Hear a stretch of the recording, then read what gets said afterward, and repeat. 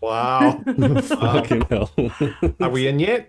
Which she said, hi. Mostly, Wow. mostly drywall. Hey, hi, g'day, hello, welcome to this, the Sword of the Skulls, a cheeky little Dungeons and Dragons campaign, theoretically helmed by myself, Promethean. There's a 0 in it, which is the same as the number of microphones I have faith in, so if this sounds real fucking weird on the actual stream, please tell me and I'll try and fix it live, which will be super fun.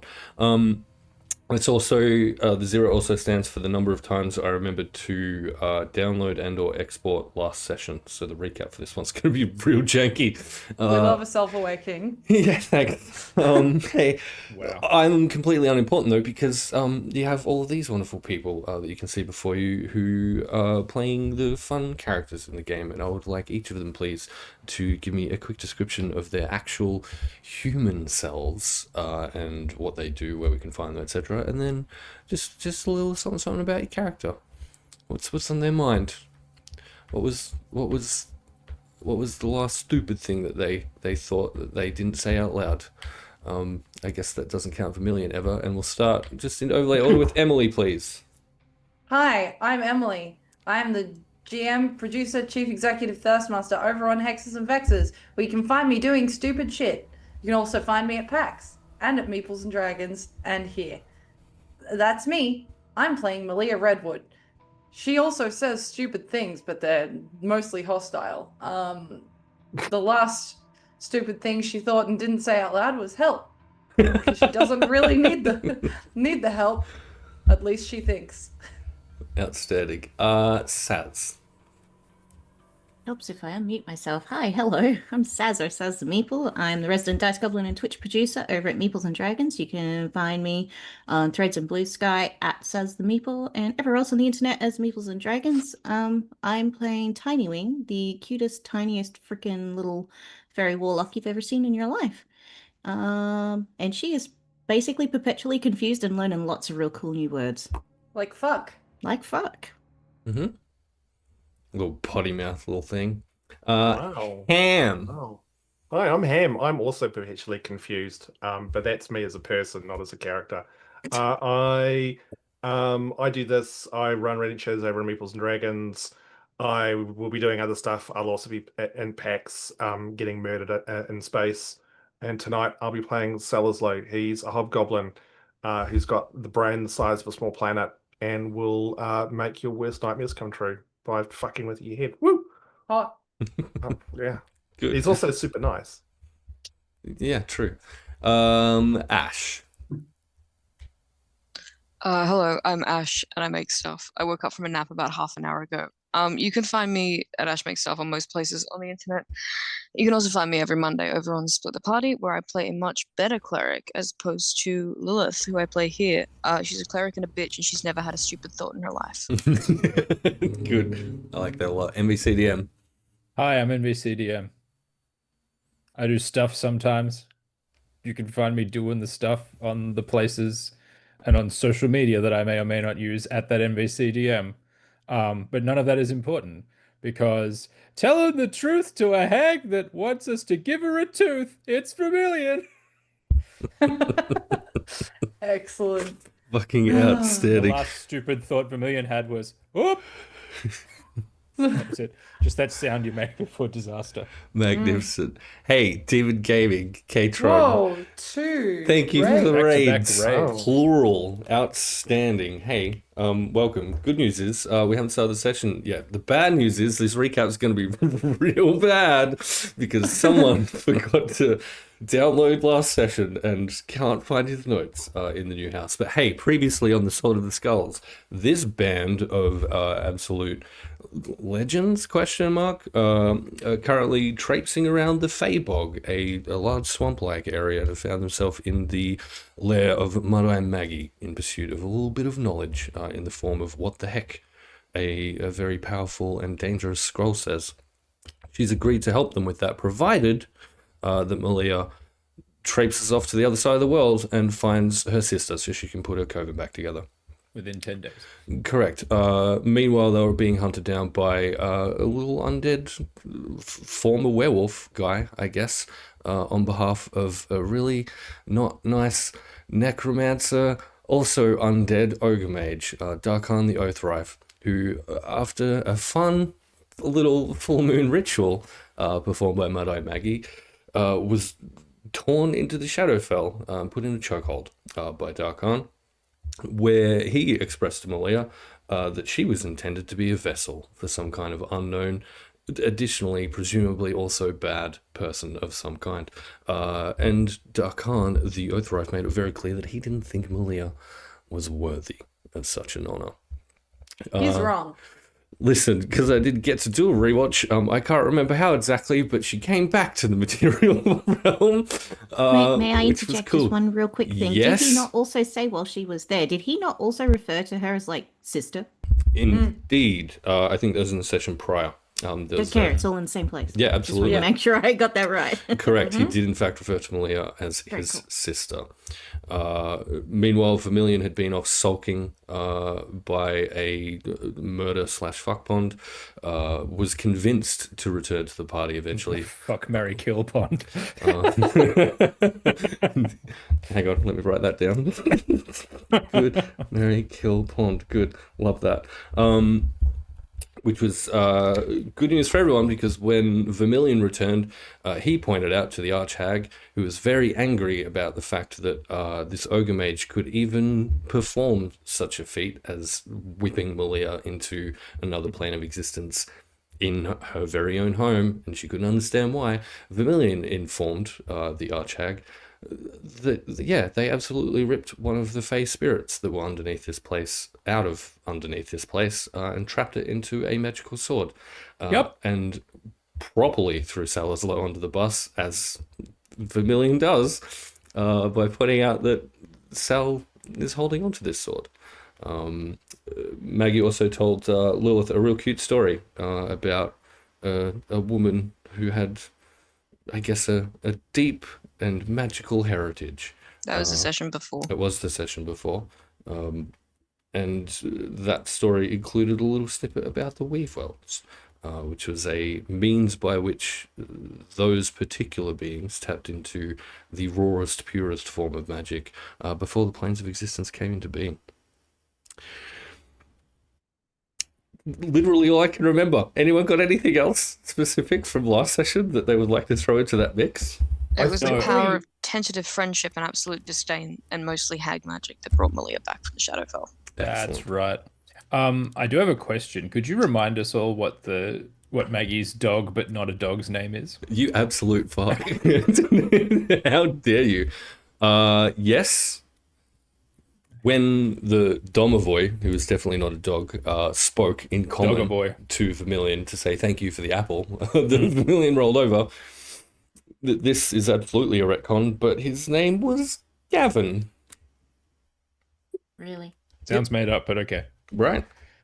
So at some point, Good old Gav. Mm-hmm. Salazar accidentally let it slip to Maggie that he's being pursued by the Wild Hunt, That's true. Correct. which Mhm. caused Maggie to take interest in him. Lilith showed Tiny Wing her memories of the Winter Court. Yes. Oh, yeah. Vermilion got chewed out by his own dog. I did. Ash just called me a little bitch. Pretty much, yeah. And also said that she had a really small brain. She's only got a tiny little brain. Thank you, Ash, for being the best note taker on the planet. You're only The- saying that because you forgot. The rock on which this campaign rests. Correct. No, I dated the page but took no notes. Indeed. The Winter Court stuff was genuinely really cool, so I'm glad that I was adorable. reminded of that. It was real cute. Hey, are we ready to do this? Let's play some motherfucking D&D. Yeah, yeah. cool. I'm gonna start by cutting off all Maggie's. No, I'm joking. I'm joking. Fuck yeah. Just roll for initiative now, right? Hey, Yeah. Ash, do you have a ukulele handy? No. Okay, here's our musical intro. Oh! Excellent. Maggie looms at her full 8 and a bit foot height. Not as Wow, Salazar. you're really looming there. Indeed, not at Salazar. At Vermilion. Hello. You broke the seal. It's more of a walrus, actually. You weakened the ritual that Look. holds the king who crawls in his prison below. Apparently, I didn't know that that was a thing that I could do. I played entirely ignorant of anything that was going on in this place. You didn't put up signs. And you Look, probably should have. To be fair, like Vermilion is pretty accurate with that. Like I don't think any of us intended for anything like this. Could to you happen. all shut the fuck up? I don't want us to die. If that's I know, okay. but No. still, I think it's Uh-uh. valid. I mean, Sal. accidents happen. I Shut just up. wanted Vermilion. directions. Vermilion, shut the fuck up.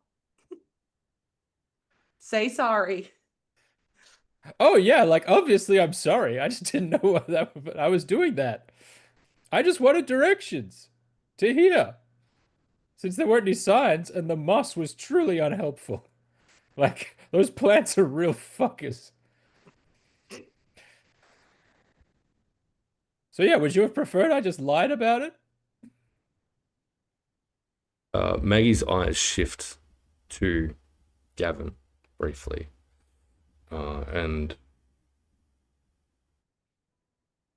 it looks for a moment as though she's about to strike you, but then her shoulders will drop a little and relax.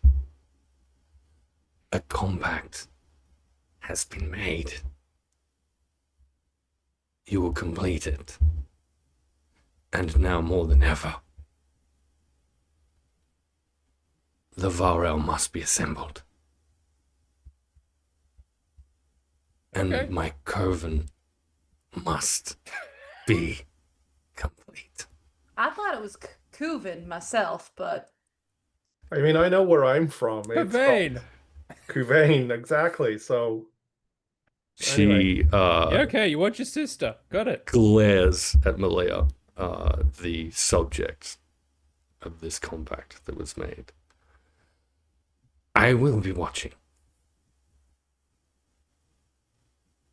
hypothetically, if one was to wear a glove, You will leave this place before I retract my hospitality. may I please just ask like a final question before we go off? Because it could impact significantly on what we're about to do. She doesn't vocally respond, but she doesn't prevent you from asking your question.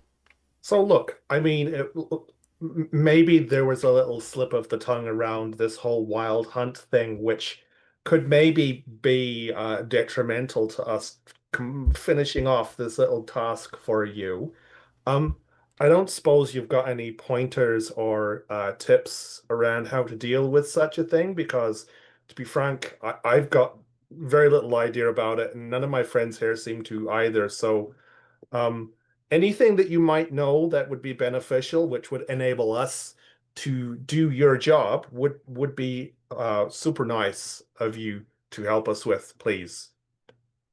Maggie, Miss Maggie, Your Highness. She takes a seat. I'd settle for you just pointing us in the direction of out of here. As Maggie has kind of done before, it seems that she's chosen to decide to not acknowledge your existence at all. It's a couple of times now in conversations with her, there are certain things that she seems to just find completely uninteresting. This seems to be one. Gavin, however, will kind of hop up on all fours real quick, with his long forelimbs stretching out in front of the fireplace, still munching on the last bit of apple that Vermilion threw, and will kind of cock his green head sideways at you, Sal. Well, typically, the easiest way to survive any kind of hunt is to not get caught. I'll escort you out, shall I? If you wouldn't mind. And Sure. he I will. mean, I was Mhm. hoping for a bit more than that, but okay. He will trot merrily out of the hut and kind of look behind him, assumedly awaiting you to follow. Right, let's go. I've had enough of being here. I hate it. It's annoying. I'm sick of getting into trouble. Let's go do it somewhere else. You fucks. I'm gonna follow Gavin. Excellent. Follow Vermilion. I'll follow Malaya. I'm gonna ride on Sal's shoulder and go. I'll aim to be the last one out, Mhm. and when everyone else is out the door, I'll turn to Maggie and reach into my mouth and pull out one of my teeth and give it to her, because I can do that for free once a day. Yeah. Um, Teeth pulling is a free action. Yeah, yeah, good. I am sorry for the chaos we brought to your door, Auntie. But thank you for the help you've offered us. Don't write notes about shit like that, you fuck.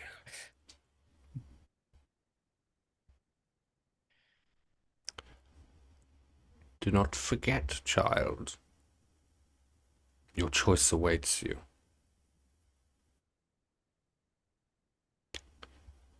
I recommend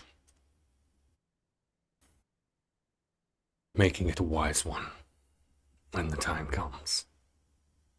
And the tooth itself, she essentially pounces on you when you offer this thing and grabs it immediately, skitters over to one of the walls of the house and finds the exact perfect spot to place this tooth next to the thousands of others lining the walls of her hut. I'll just dip my head in acknowledgement and sweep out of the hut. What does the sweeping look like? Dramatic and royal. Is it Excellent. broom Well, it just adjacent? pulls out a broom. Yeah, exactly, that's Starts what I- sweeping it on the way out. Fucking outstanding. Okay, good. Yeah, all right, great. Gavin, the Domovoy, trots you all essentially northward out of Maggie's lair through some pretty nasty sections of the Feybog. This lair We is... have bog shoes. You do have bog shoes. Yeah, bug shoes. Sorry, correction.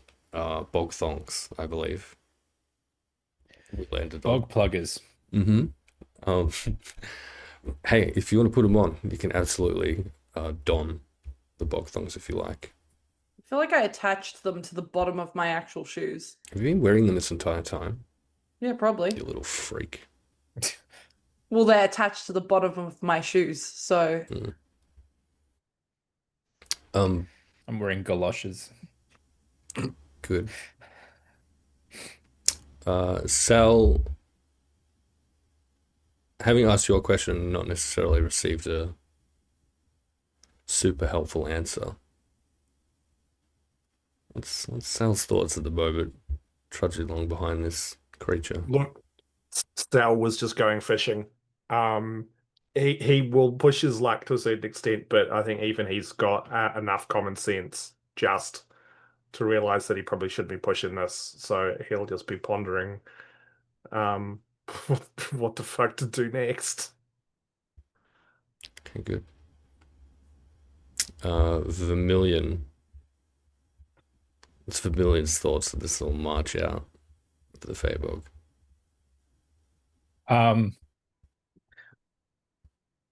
Mostly Vermilion is thinking, wow, got away with it again. You smooth talker, Vermilion, you. Now let's go get that mace.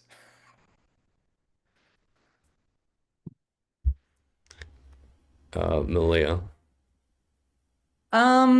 I think probably a couple of things. First thing being like, it was pretty cool that I pushed that guy so far. And also trying to figure out what the fuck type of vessel I'm supposed to be. Yeah. Just thinking about that. Tiny Wing? Like a boat. What, darling? Sorry, I had to step away for 2 seconds. That's fun. What's Tiny Wing having a little think about as you were being effectively escorted out of Maggie's lair? Probably absolutely nothing to do with Maggie, because it was not that long ago in story time here that Lilith had shown her those glimpses of the Feywild, of the place that she's born but never actually seen. So she would be thinking about those images that she was shown, and also trying to reconcile this really nice thing, like unbelievably nice thing that Lilith has done by sharing that with her, and yet she's Lilith. So I think that that's where Tiny's head would kind of be. And Lilith coming up in the rear of this little marching order. I think I'll be thinking about the story that Maggie told me the night before, and trying to figure out exactly what it actually means. Because Ash doesn't know, and Lilith might have a better idea than me. But thinking about that, and also just a little bit about my own family. Yeah. Gavin, or Gaza, as rightly called out in chat, will escort you out of the lair proper. As you kind of exit, so Lilith and Tiny Wing, the both of you have felt this previously, kind of exiting the kind of immediate dominion of Maggie's kind of domain within the Feybolg. You feel kind of the lifting of that pressure of her magical presence, of her reach of power from this area, and you kind of feel that step out of that location, essentially. Lilith, you ended up re-wearing the amulet. Yeah, And attuned to it. yeah, good. Okay, cool. By this stage, it's coming into maybe late evening, and this long-limbed, incredibly muscly creature will turn on all fours and offer kind of an all-forward little bow to you all, I throw him an apple. One more for the road, bud. which he kind of jumps up and catches midair in his mouth.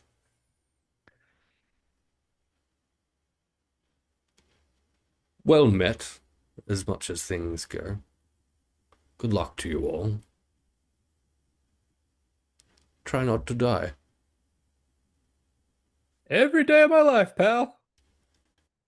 I do hope you find Agatha Blacktoe. I get the sense that she may be particularly important now, given you seem to have released the wounded god from his prison, and potentially have doomed us all. Cheerio! And he'll trot back southwards. History check or religion check? Yeah, everyone can roll a religion check if you like. And I'll say for this one, I'm going to say Sal can roll at advantage. I'm going to not roll because Amelia gives no fucks about religion. Fair. 6. 19. Although how that applies to Tiny, I don't know. The vast reading that Tiny Wing conducted, I think, is how we make that work. And I feel like for this, no, we won't do it at advantage. What did we get for Lilith on the religion check? 17. Magical, excellent. Sal, what was? 16. Okay, cool. So the three of you then, so Sal, Tiny Wing, and Lilith are at the very least passingly familiar with stories of Torog, or the King Who Crawls. uh, once a deity fully and in his own right, at some point said to have had their divinity taken from them after some kind of altercation with other deities. After which they were trapped in the Underdark, imprisoned. Tiny Wing and Lilith, you would both each be familiar with stories of Torog's fury at this imprisonment, and whilst bleeding on the brink of death, thrashing wildly within the Underdark and breaking through the seals between entire planes of existence to create vast portals between the Underdark of the material realm, the Feywild, and the Shadowfell. Sal, the king who crawls in the Feybog, is a bit of a taboo subject. And I don't think Sal kind of progressed enough in being told kind of the stories of his particular family to truly understand those from any of the elders or such before Sal traipsed off on his adventures. But the topic of Torog is very much, certainly in this place or your area of it, a taboo subject and very deliberately not spoken of. Okay. And on that note, Sal, the directions that you've been collectively given to go look for Agatha Blacktoe is essentially northwest of the continent itself. You've been taken north and you're aware that there is a river at the very northern edge of the Feybog that would, for example, carry you west if you were to traverse that river. Malia and Vermilion, the both of you would be aware that beyond that river and beyond the northern part of the Jawbone Ranges, past that, there are very well-maintained roads that can take you westward as well. To get out of the Feybog proper from here, you're looking at about another 3 days of travel. So within that time, you can all take a long rest if you would like. And I'll leave Nah, it. fuck long resting. Who cares? Oh, that's shit. And I'll leave it to each of you to decide if you all want to have a little chat about any of the stuff and things over the course of those 3 days travel, or if you would like to go in a completely different direction, or perhaps have a conversation about what the fuck you're going to do from here.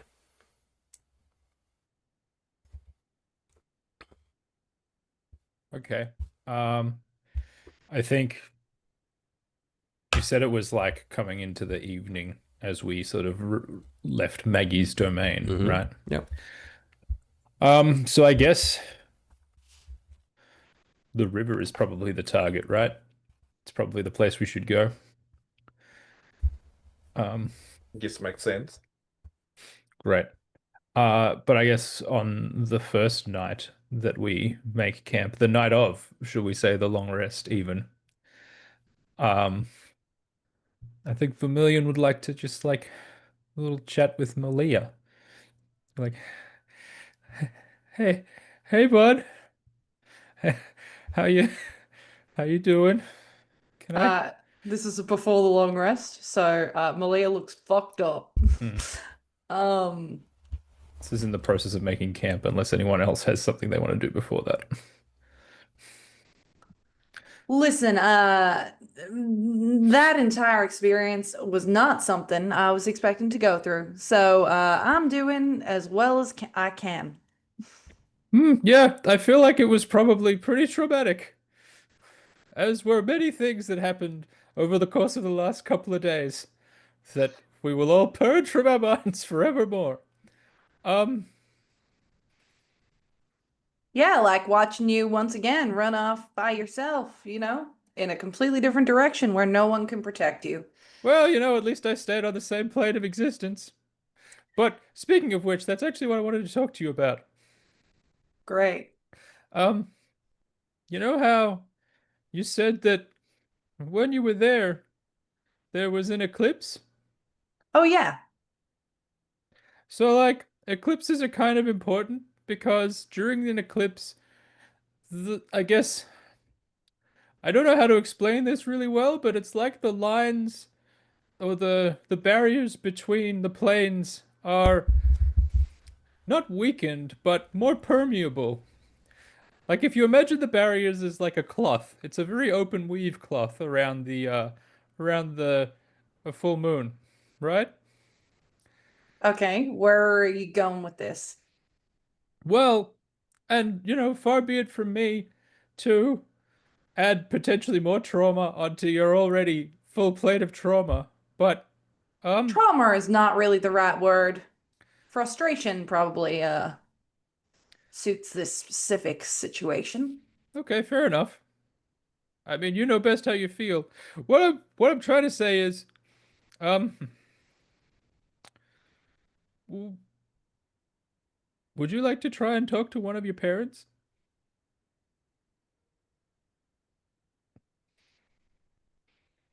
What the fuck are you talking about?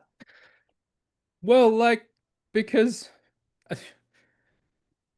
you've seen me at night what I do when I don't go to sleep, but just kind of hang out. I mean, I don't tend to watch you while I'm sleeping, but I assume.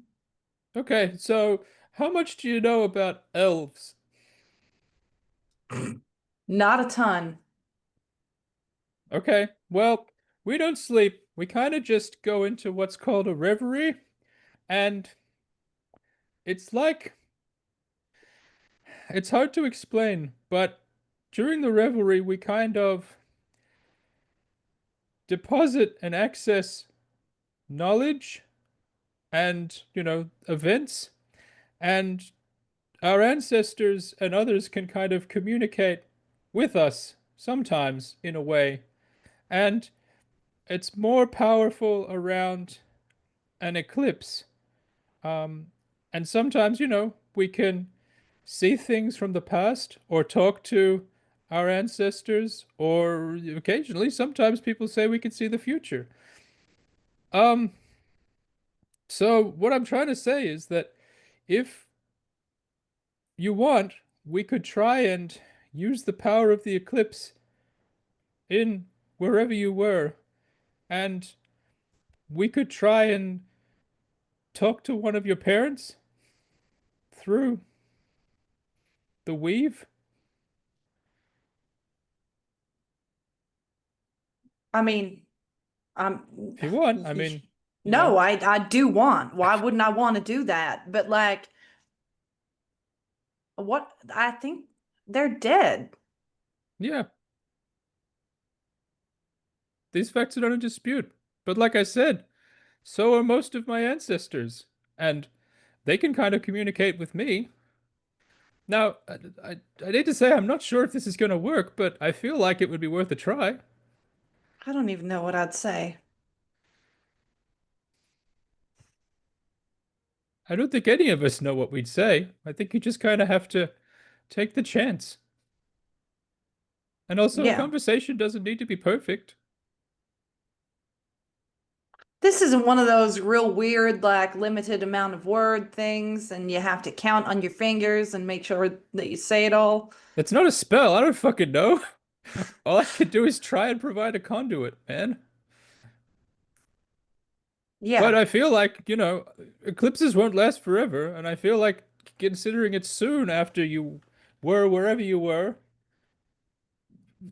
now's the best time rather than waiting. Okay. Yeah. Yeah.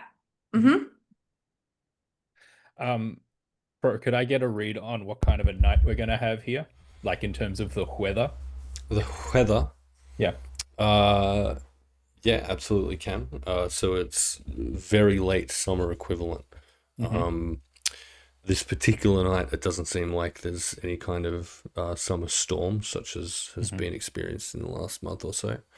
Yep. Looks like it's going to be relatively clear, warm, peaceful Mhm. night after a full moon night. Okay.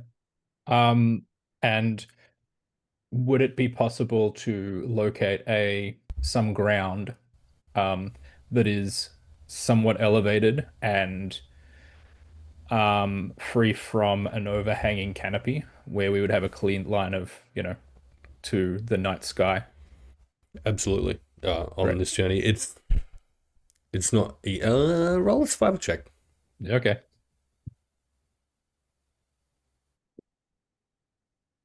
It's cocked. You're cocked. Wow. Survival. That's 22 survival. Okay, perfect. You do successfully find some higher ground that is relatively clear of swamp scrub over the course of the latter end of this bit of travel. Mhm. Okay. Well, come with me, I guess. Very quietly and like confused, Hmm. do so. And as Rebecca over there is like, listen, I know like this is kind of sudden and a bit weird, but this is kind of what I had intended to talk to you about the other night when you were busy. I'm gonna be honest with you. I'm just trying to figure out whether I'm actually alive at this point, or maybe dead or asleep. I don't know. Did I pass out on the? Anyway, we'll Yeah, figure look, it out. I ask myself that question every day. Um, okay. So I'm gonna walk you through what I think we should do. And again, I don't know if this is gonna work. We're just gonna try. So, if you just take a seat here, opposite me, like this. And Vermilion sits down on the grass. He's like, now, I'm going to take my shirt off because I find this works better if my skin is exposed to the moonlight, Excuse me one moment. but you absolutely do not have to do that. I'm the conduit here, so you don't need to do that. I mean, you can, but you don't have to.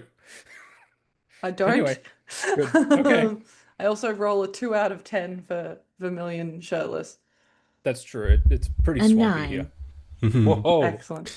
You can roll with advantage because it's real cute what Vermilion's trying to do. Okay. He's giving you advantage because he's absolutely going to fuck it up in about 2 3. minutes. Nice. I rolled a That's one. that's a 50% improvement on the last roll. I rolled a one. So there's a random frog in the Feyebog that sees Vermilion take the shirt off and just like looks at you and is like, "Bleh, yuck, yes, gross. Put it back on." I cast lightning bolt on that specific frog. No, I'm kidding. Okay, so what you're gonna need to do is you're gonna have to take both my hands, and what I want you to do is close your eyes. And I know it might be hard because there was a lot going on at the time, but if you can kind of picture the moment that you saw the eclipse, wherever you were, if you can focus on that, kind of just see it and close your eyes and just focus on nothing but the eclipse. Okay? Okay. All right. So Vermilion, I guess, takes Malia's hands. Which would be like yeah. stress sweaty. Yeah. Yeah. For once, Vermilion chooses not to just immediately comment on the thing that's happening. Wow, Malia's Emily is showing. Yeah. Wow. Okay. So concentrate just on the eclipse. And Vermilion is going to try and enter a state of reverie, but not in the usual way where it's kind of like being washed over with like a wave from the ocean, but the wave feels almost like a gossamer fabric, like someone is drawing a gossamer like shawl or sheet across the body. And where Vermilion would normally try and just be washed over with this, he wants to try and use his body like a conduit to have it wash over Malia and sort of channel the power of this moon into that lunar eclipse. And so almost like surrogating the lunar eclipse with this power and to hopefully take them into a shared revelry of some kind. You- And I think like hopefully, and you can referee this however you want, but Vermilion would get a sense if it was working. Um, and if it feels like it is working, then uh, Vermilion would instruct Malia. Oh, sorry, I guess Vermilion is kind of like talking this through. It's like, okay, it's gonna feel a little bit weird. It's gonna feel like there's a force washing over you. Okay, just keep focusing on the eclipse. And if you feel, or when you feel it wash across your body, I want you to try and focus on one of your parents. And this is to then sort of try and direct the reverie to that specific person, I guess. yeah. And what does Malia focus on with that? Probably her mother. Okay, tell us about Malia's mother real quick. No. No, I'm sorry. I'm like, this is a lot, Envy. How dare you? Whew. I think like her parents as a whole to her were just normal people. Like felt very normal upbringing. Her mum specifically, just like literally, if you looked at a family portrait and saw it on a wall, it's like a stock photo. It's like one of those things. Like that is the family that she kind of remembers. Specifically, she would think about a time when she was quite young. And her brother started to get invited along on trade trips. Or brought along, I should say. And I think just kind of setting up camp for the first night in the middle of nowhere, her mother like preparing dinner for the evening, just that kind of moment is what she would focus on. Specifically. Okay, good. As Malia focuses on this memory of her mother preparing a perfectly conventional camp dinner on her and her brother's first trip with Mumsy and Dadsy on one of their little trading enterprises. What's everyone else doing while those two are fucking meditating? I think Sal would check in with Tiny. We just find a moment where everyone's off doing their thing. Just rolling over and go, I'm Tiny. It feels like we haven't kind of chatted in a bit. Just wanted to check in and see how you're going. There's been a lot that's happened over the last few days. And I know that you're kind of new to a lot of this. I just want to make sure you're okay. It's new, but I'm not the one with the wild hunt after me. I don't have a weird cursed sword. I didn't piss off Maggie. Who Right. should be checking in with who here, Sal? Look, to be fair, it was Vermilion who pissed off Maggie, not me. I kind of just sort of kind of ended up with the sword by accident. So I'd like to think that a lot of this maybe isn't entirely my fault, but stop diverting from what I asked. How are you? Are you doing okay? I'm fine. I'm I'm great. good. But how are you? I'm You're good. okay? Yeah. I mean, Cool. I think I'm making friends with Lilith. I think I'm making progress. Wow, really? Like, Yeah. how? I haven't really kind of been paying attention. I've been a bit distracted with things. She showed me some stuff, that's all. And it was really nice. And I think we're going to be friends. Right. Well, happy for you. I think I must admit I'm struggling a little bit to wrap my head around that. But look, I'm happy for you. I think that's great. Well, that would mean that I'm friends with everybody here now. And that's just incredible. I've never had so many friends in my whole life. Well, look, it's like a little party that's going on just for you. I love it. That's amazing. Well, look, I mean, it sounds like you and like all of these other little revelations about you and your life and like all of this just bullshittery that's going on. You're okay with all of that as well.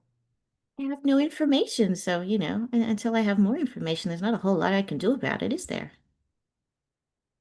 That's it's a surprisingly mature approach to things. I hadn't kind of really sort of thought about it like that. So great. Well, I'm glad you're doing okay. What about you? May, look, I mean, it's a wild hunt. I mean, really, how bad can it actually be? It's probably just like one pissed off horseman who's just got a bit lost. I've read I've read extensively, Sal. No, it's really bad. The spirit of Yolnir speaks directly into your mind, Salaslo. Oh no, I assure you it's very bad. It's really bad. Right. Firstly, Sword, please don't just this whole Are talking. you saying this out loud? Yeah, absolutely. It's like, please, Sword, don't just say this straight in my head. It's kind of slightly disconcerting. Actually, I'm curious, Sword, Yolnir, I should probably use your proper name. Can you actually like speak out loud? And he'll pull the sword out and we'll sort of hold it and it's like, hello, can you like, is there some way you can actually like talk so others can hear you? Excellent. Yolnir, still in your mind at this point, will be like, oh, again, this is the first time I've ever been trapped in a sword. I truly don't know. Let's see. And you get the sense of a true, I guess not physical, spiritual then struggle. No, as it turns out, not having a mouth, I don't think I can speak out loud. Can I give it magic mouth? I think I have that spell.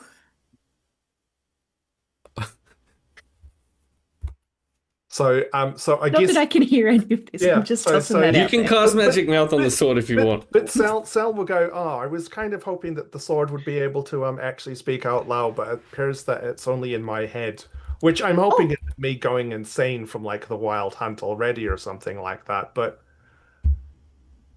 I don't know. I mean, Tiny, you've read a bunch of stuff. Is there anything that you know about this that would make it like make a sword talk? It's just That's going to come down to if the DM will allow it or not. certainly one of the strangest things I think I've said, at least in the last hour or so. So you can certainly cast magic mouth, but I will point out that the 25 words or fewer message Hmm. is part of casting the spell. So you'll have to produce a message of your own in casting magic mouth. Not really going to do what I want. No, I won't. I won't, but I might save that to fuck with Sal another time. Good. Show you my magic mouth. Right. Well, look, maybe you need to tell me at some stage all the stuff that you've read, but I'm sure it's all fine, and I'm sure what I said before is 100% honest. And honestly, right now, I'm tiny. I'm just kind of burying my head in the sand because I don't want to think too hard about this. And as long as we keep moving in the opposite direction to wherever this wild hunt's coming from, which I don't actually know, as long as we're moving, I'm sure they won't catch us. And if they do, I'm sure that we can just maybe talk to them nicely and it will all be fine. Yolnir, if you say anything right now that goes against the statement I've just made, I I'm- swear I will go and lob you into some lake. Didn't we have to go and see his daughter or something? Well, I mean, we did. That was certainly part of things as well. But I mean, there's also this finding of the finding of Maggie's sister. There's just a lot going on. The little fairy is definitely right. You do want to find the Lake of the White Well and lob me, I guess, into it. Yes, in see, order that's to what I avoid was saying. an inevitable death. Probably at the hand of the Wild Hunt. Right. I was actually being facetious about throwing you into a lake, but then I'd also Sal, don't toss me into a lake. My goodness. Why would you What? do that? Because he's a cursed fucking sword that's maybe got a terrible thing coming after me. So if I maybe find like a really random Are lake you and lob it in there, they'll leave me alone. are you Unless some talking to nice your and sword bent or are you throws it talking back to at me? me. I'm really confused right now. Sorry? No, I I- wasn't talking to you. I'm so confused. That's okay. I'll preface it each time. Tiny, I'm not talking to you. Yolnir, I heard what you're saying. I will try and find your lake, but there's just a lot going on, and maybe I need to pay a little bit more attention of what's happening with me instead of trying to think about what's happening with everybody else. But look, for now, we've got a strange sister hag to find. Did we Hey, get actually, did we just get given anything of that hags at all? Do you know? Or did we just get like a name and a direction? Get a name and the name of the town that she's based near, which I will find in my notes. well, while you're looking for that, hey, Mr. Sword, Yolnir, sorry, I should stop just calling you Sword. It's probably not very polite. But this lake that I need to go and find with your daughter and stuff. I can't remember because there's been a lot, but like, where is it? Do you know? Did you tell us? Did I just forget because I got distracted with all of the fayness before? Of course, the Lake of the White Well, where my daughter resides, is at the bottom of the Waterfall of Tears, which is Bottom of the what? Sorry? the Waterfall of Tears. Waterfall of Tears. Let me Which- just write that down in my head. Okay. Excellent, which is always to be found at the place in which you are the most sad. Right, so it's not actually a real place. It's like a metaphorical place. Oh, it's a real place in the sense that it is a place in the Feywild, a realm of magical existence where metaphor and fuck. reality combine. Hold on. It's in the actual fucking Feywild. It's We're not going out. to the Feywild? Well, we maybe might need to, but what? It's in the Feywild. It's not here on this material plane that we're on right now. Well, of course it's in the Feywild. Where else did you think a beautiful Fey princess trapped forever in eternity at the bottom of a lake was going to be? I mean, look, I know there were some hotties back where I came from with my home, so I mean, who knows? And that was a bog. I mean, to be fair, there's probably places that are nicer than bogs that have got pretty fey ladies running around, so I didn't want to make any assumptions. But look, that's good to know. I think this gives me something to think about. Thanks, Yolnir. Oh, also, Yolnir, you need to also keep trying to show me how to use this fucking stupid sword so I can stab people with it. And you may have to remind me here because we did discuss this. Was the primary mechanic of this going to be Sal's talent? Did we decide?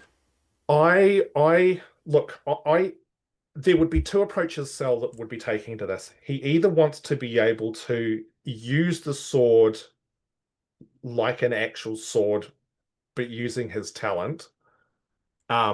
Because ultimately he's a 10-ton weakling, and so trying to actually hit anything with the sword will be like trying to tickle a troll with a gherkin. Mm-hmm. Or seeing whether or not him and Yolnir could like get some animated dancing sword shit going on somehow. Describe Sal's process of trying to make this thing work for me. Like, what'd that mind do? So I think if it was going to be that, logically for Sal, the most sensible thing would be to have Yolnir effectively be the one wielding the sword through Sal's mind. So Sal can talk to Yolnir. Mm-hmm. So they've got that communication. Sal would work at seeing if he could build on that mental link between the two of them, so that maybe if he was solely focused on that, Yolnir could actually wield the sword through Sal. So Sal wouldn't be holding it, Yeah. but he would have to focus on that while Yolnir is basically the one beating the shit out of people with it. Okay, Does that make it absolutely sense? does. This is real cool. Can you roll an intelligence check for me, please?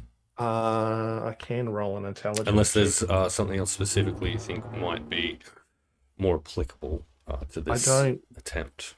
I don't think so. Yeah, that's not great. That's a 14. 14 is perfectly satisfactory for this. The sword, as though the spirit contained within, has lifted itself up by its boots, grasped itself around its own handle somehow, and very deftly wielded itself, flies from your hand a good 20 feet, goes shrieking into a nearby tree, kind of twanging in there for a little bit. And Tiny Wing, you will hear out loud at this point, Titania's tits! I didn't know I could do that! Is that the sword? Was that your sword?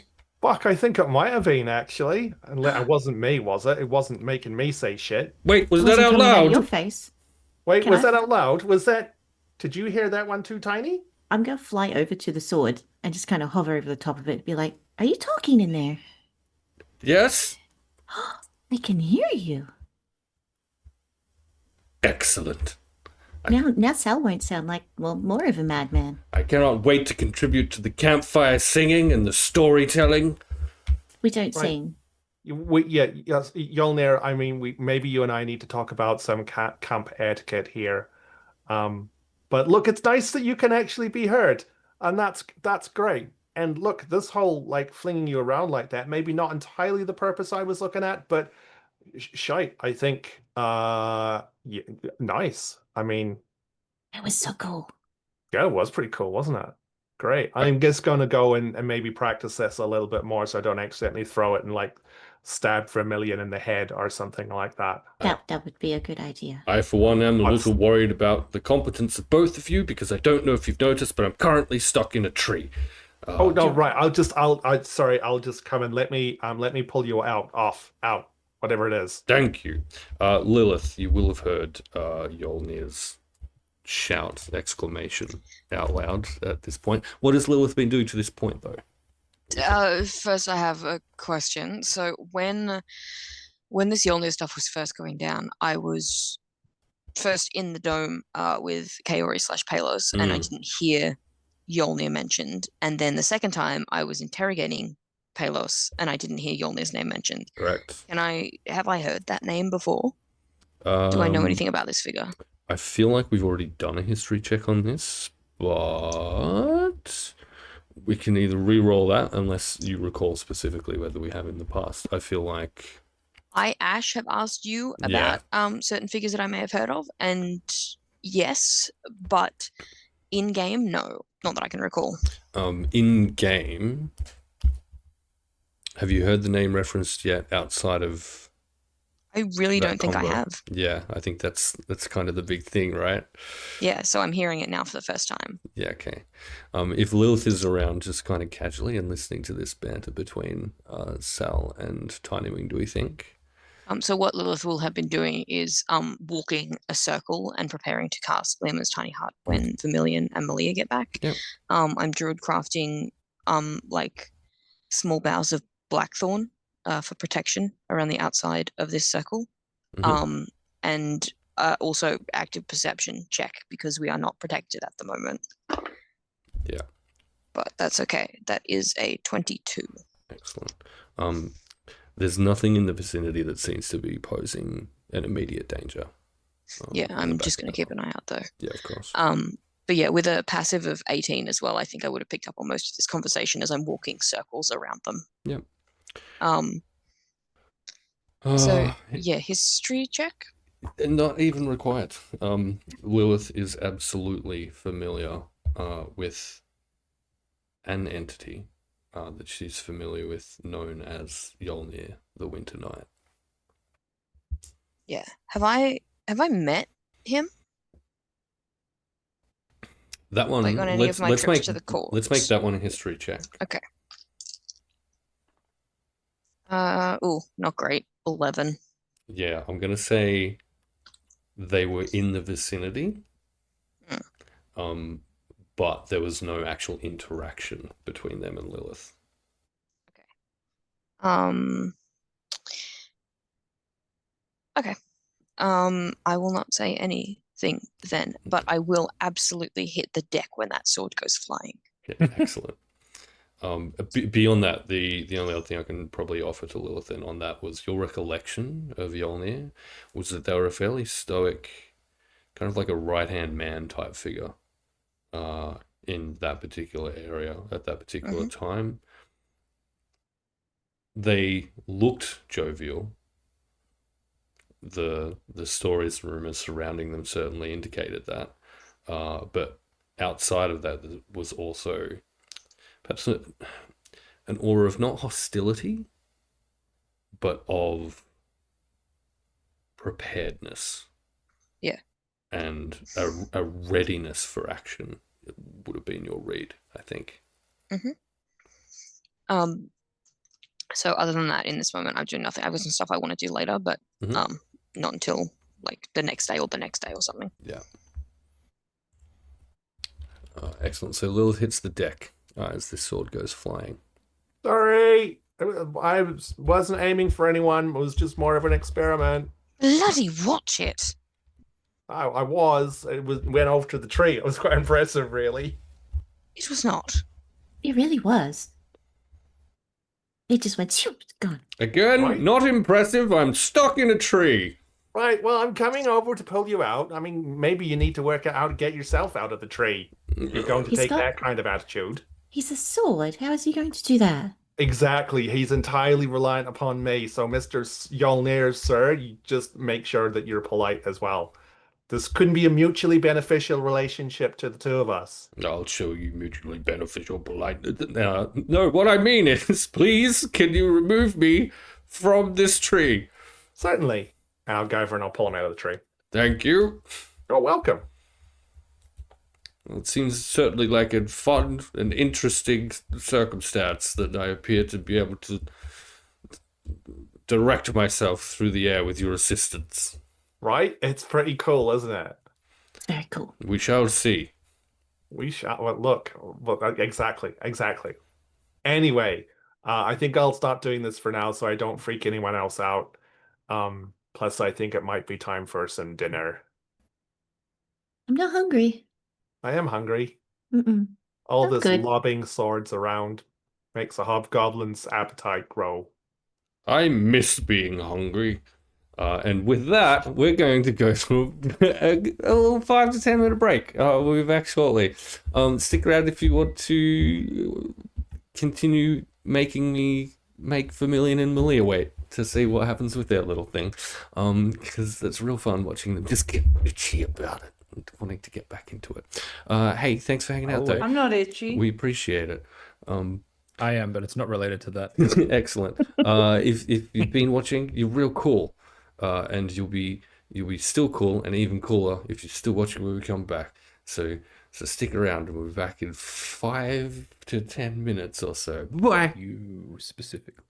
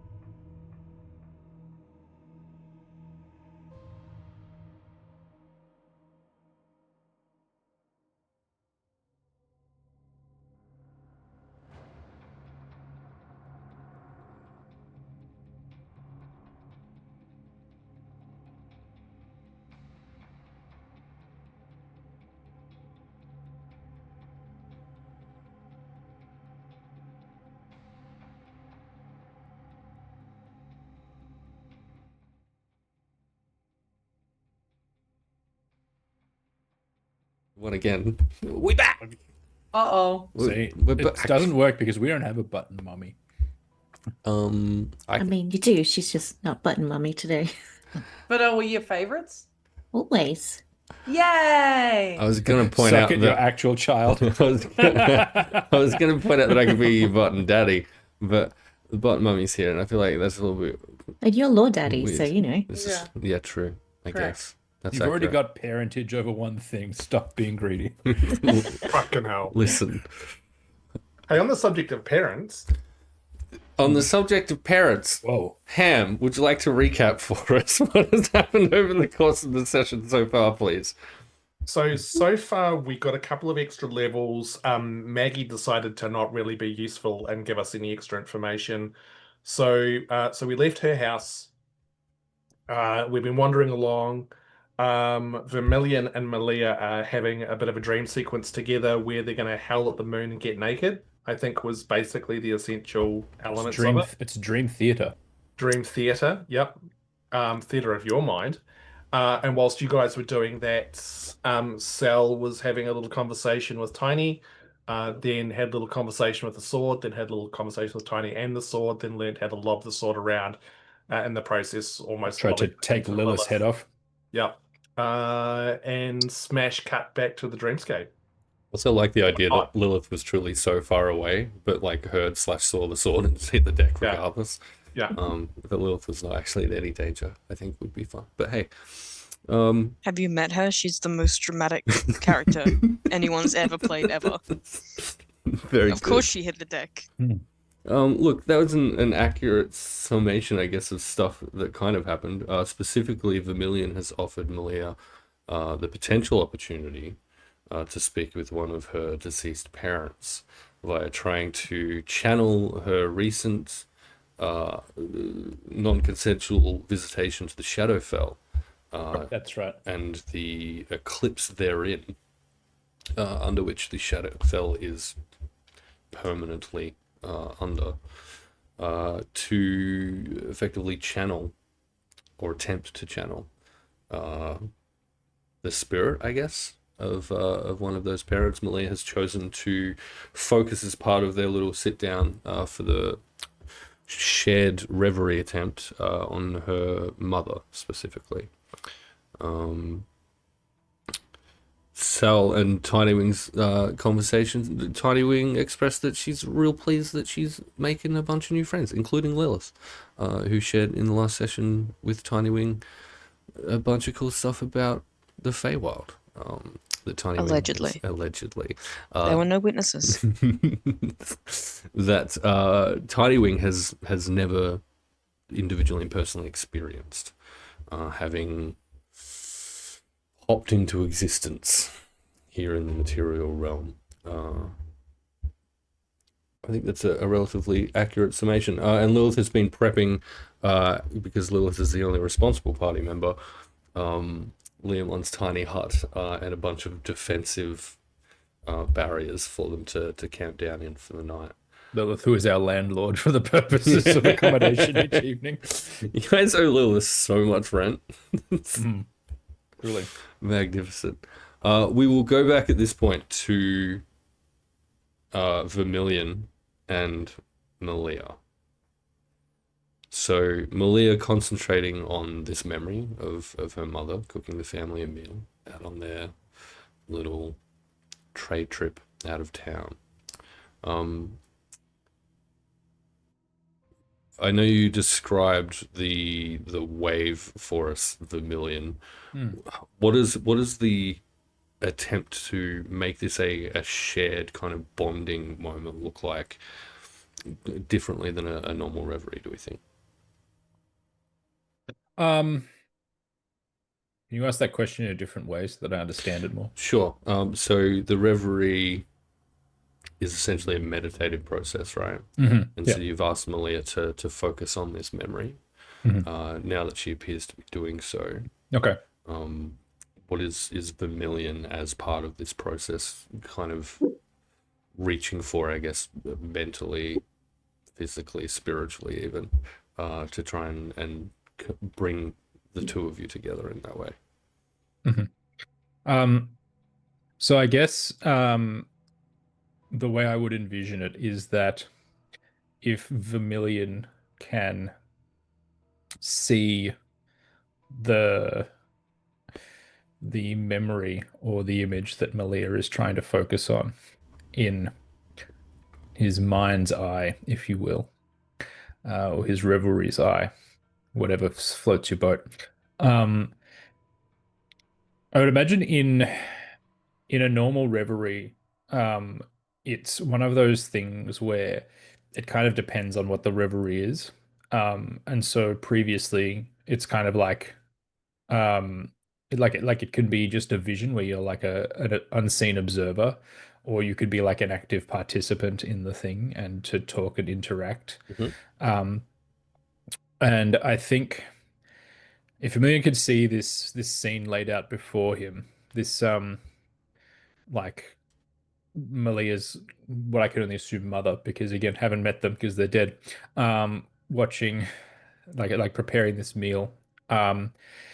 He would try and amplify the connection through focusing on similar events or events that evoke the same kind of feelings. So it might be like one of the very few times that he recalls, probably from his childhood, being at home where both his parents are there, because Vermilion grew up with just his father, effectively, because his mother was elsewhere. And so I guess focusing on the warmth of the fire, the smell of the food, that feeling of familial safety and togetherness. And the other thing I think, as he's kind of trying to drive this connection, is it's going to be difficult for both of them to be active participants. I think in sharing a revelry is difficult enough. Like it's not something that's done generally, and it's not an easy thing to do or maintain. But I think he would be focusing on sort of being the guide for Malia, and rather than being an active participant in this memory slash communication, rather like being the one who's drawing back the curtain so that Malia can be the one who can actively participate in it. Okay. That was very long-winded, but that's the No, I that's love the that, gist. and I love the little diff into Vermilion lore that we got out of that as well. I'm gonna say this is gonna be pretty high DC, but we'll Well, fuck you. roll me But understandable. an Arcana check to start with. Arcana, you say? Yeah. Okay. I feel like I'm gonna have to pull out the dice that I rely on when stuff gets The real the difficult. weighted Shit gets dice. real. No, it's but like Envy did like small glimpse at NVC lore. This is the D20 from the first set of dice that I ever owned, polyhedral dice. The others have since been lost, but I have this one 20-sided dice that I rely on Excellent. when something's significant, because regardless of what this dice rolls, it will always be narratively satisfying. That's how I've Good. built this dice up in my head. So we're going to find out. Okay. So it's a 17 on the dice. I have a +5 to Arcana, which makes it a 22. Okay. How old is Vermilion? How old is Vermilion? In like elven age, or in like In the ages of men? And in the ages of men, in just annual years age. Okay. Well, I mean, 7 in elven years. no, elves It kind explains of, a lot. They kind of like Vermilion's like 90. Okay. Excellent. That makes the maths of this really easy. I'm going to get you to roll a D10, please. Okay. I don't have a reliant D10, so I'm just going for the first one I grab. That's a 5. Basically, an even split. Okay. I'm going to say Vermilion has experienced over the course of his life 5 opportunities in which he's been able to successfully, as part of the enhanced reverie that an eclipse can offer, an opportunity to experience aspects of a past life, which is the benefit, question mark, because it's not always a benefit. There are some elves that get fully almost addicted to chasing this and do nothing with their lives but prepare and wait for the opportunity to do so, to try and chase this past or present life experience. This hasn't happened with Vermilion, but there have been 5 separate opportunities where he has experienced one of these past lives. Tell me about one of these past lives, perhaps the most common, the one that resonated maybe with Vermilion the most. What did this previous life of Vermilion's look like? What was the experience that he caught? I think for Vermilion, the experience was it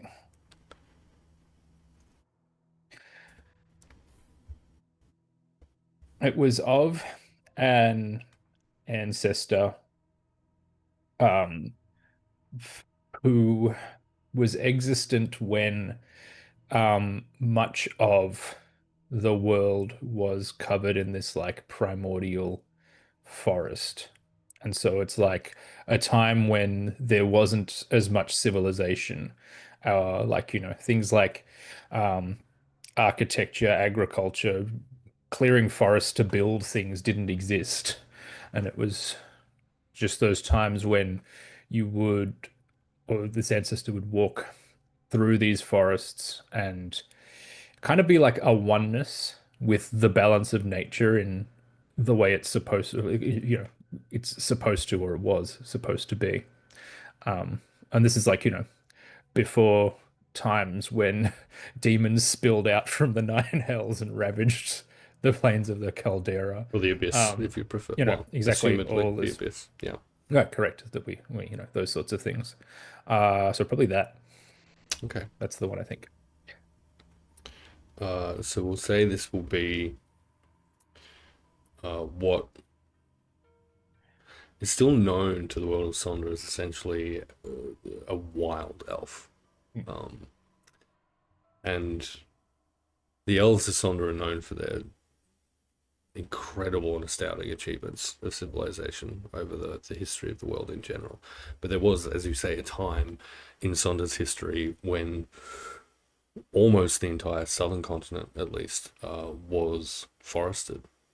This was before the 7 clans, 7 dwarven clans, emerged from the mountain ranges to the west, to explore Sonder in general, which triggered essentially a coming together of assorted peoples and the generation of civilization as we've come to know it in the world today. These elves were, as you say, functionally a part of nature itself. Not Eladrin, and certainly most of you would be familiar with Eladrin in a sense. This isn't what that was. These were survivalists. They were a little bit feral, even. Sal, you'd be familiar directly, for example, with a group of these kind of feral elves that still exist over in your neck of the Feybog. Very good, let's say, allies with the greenbeard dwarves of that region as well, who both occupy what would be considered, just to the east of the Feybog and across the river that runs its north border, one of the last patches of that same primordial forest that still has some of those older parts of the world active in it. The names that were used by these people in those times were very associated with their deeds and activities and changed. Very rarely would an individual hold on to the same name, certainly in this group. And I think the name of this particular ancestor will have been, we'll say, Bark Tongue. At that time. At that time will be Bark Tongue.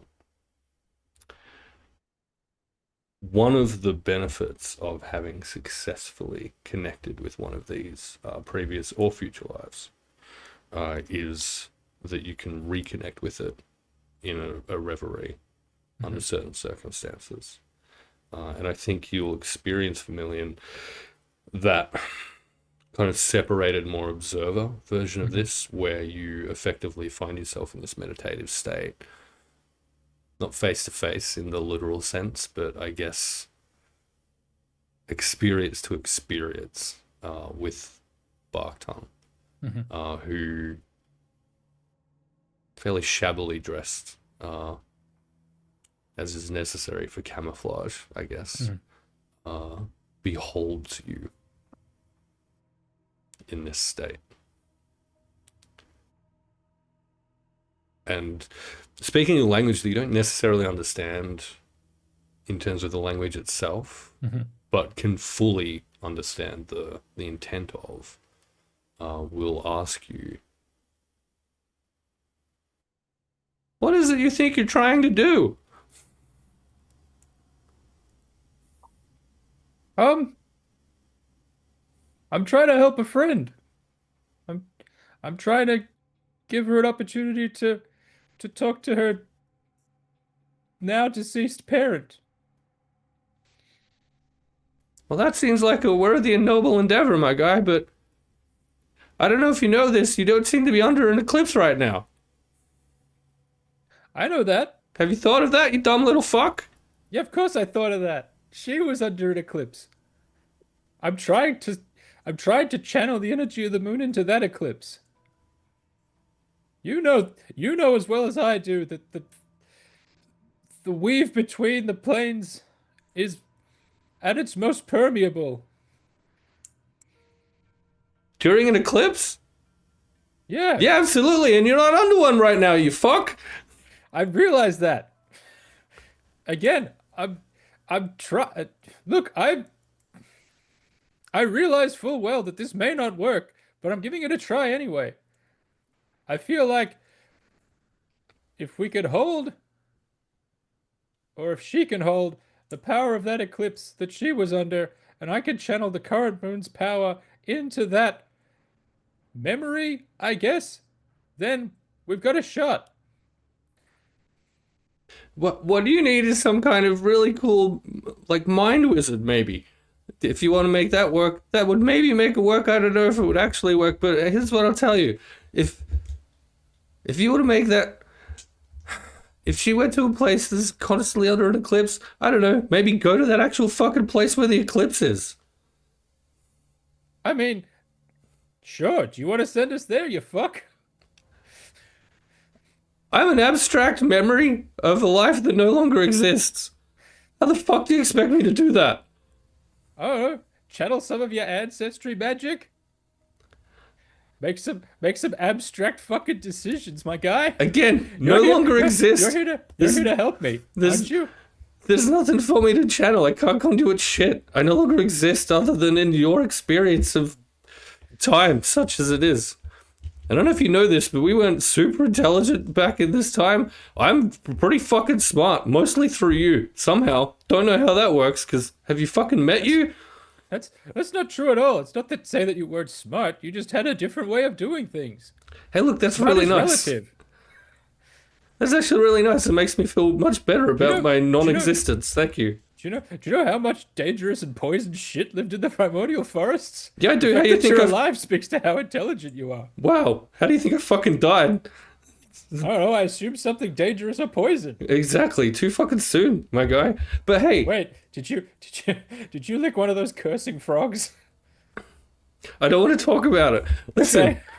They're really rude. what you're doing seems really sweet, but I'm afraid I don't think it's going to work the way that you think it is unless you were physically, actually, under an actual eclipse at the time that you attempt it.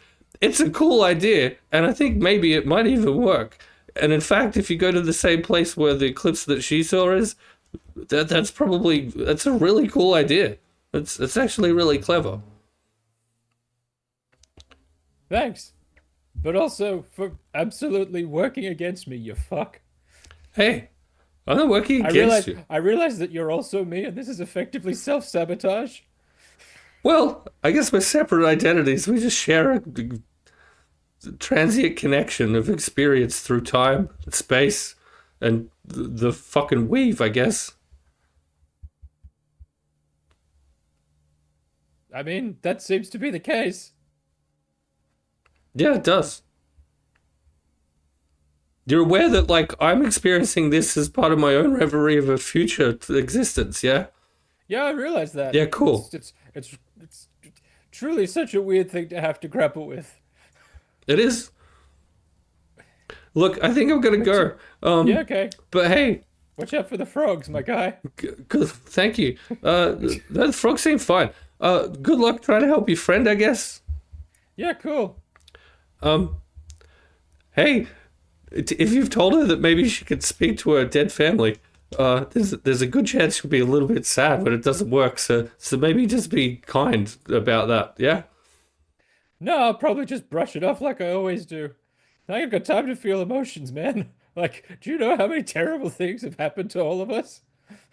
No, you don't, because we're just interacting for the first time. Well, if you get the chance, have a look at some of the other shit that I've done, and then you'll have an idea. All right, I'll give it a red hot go. Start with the boat. What's a fucking boat? Yeah, right? Okay, cool. I'll get right on that. Okay. Hey, good chat. Yeah, sure. All right, I'm gonna crawl out of your mind now. Okay. Okay, bye.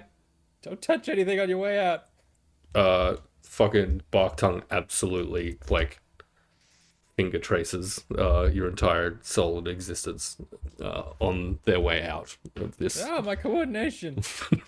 reverie moment between the two of them. So you have not successfully been able to channel the spirit of Malia's dead parent, I'm afraid. Well, last time I tried to help with anything. Malia, you're still very intently concentrating on this memory. And it's been some time you've heard nothing from Vermilion. Well, since Vermilion is my guide, and I am supposed to just listen and shut up until Vermilion says anything, I'm just going to keep doing what I have been told. Great. Vermilion. Yeah? The opportunity, I guess, for reverie, or the reverie sequence, we'll say, is complete. And you've been made aware that it's not quite going to do the thing you'd hoped it was going to do.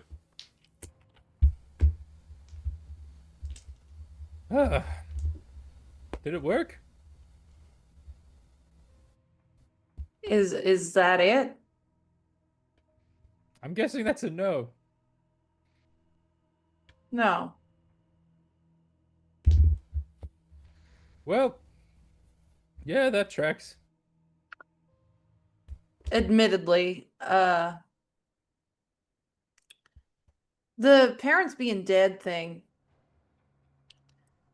like, I never saw a body of either of them. They just kind of disappeared. So maybe, I don't know, maybe it's my fault. Maybe they're not dead. No, They're definitely dead. well, I mean, maybe they're not dead. I don't know. That's something I cannot answer, but it's almost certainly my fault. In fact, a past ancestor pretty much told me to my face that it wasn't going to work under these circumstances. So, I'm really sorry about that. Sorry if I got your hopes up.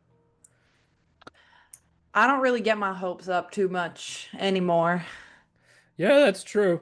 I am such a disappointment. It's probably not worthwhile. That wasn't actually directed at you, Oh Vermilion. no, I realize that. I- Both thank- things can be true. Thank you for trying. If it had worked, what would you have said to your mother? I don't know.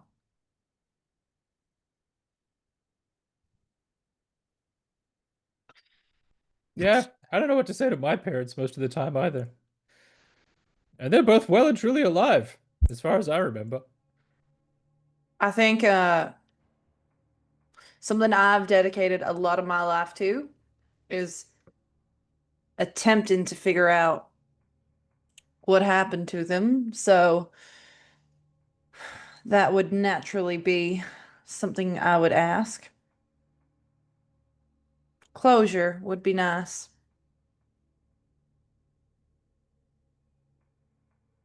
Unfortunately, I don't think that's something that can be accomplished anyway. I mean, what you would have seen was them as they were at that time. They wouldn't have been able to tell you what happened to them. I don't think. I don't know. Well, if that's the case, I don't know. Maybe it's better leaving things unsaid. Oh, yeah, maybe. I don't need to relive anything.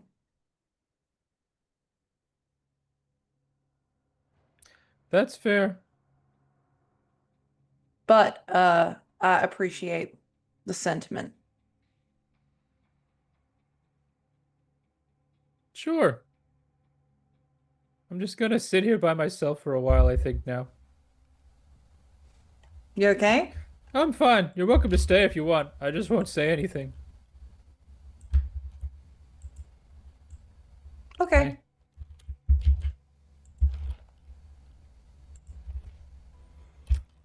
Really just kind of 1,000-yard stares off into the distance.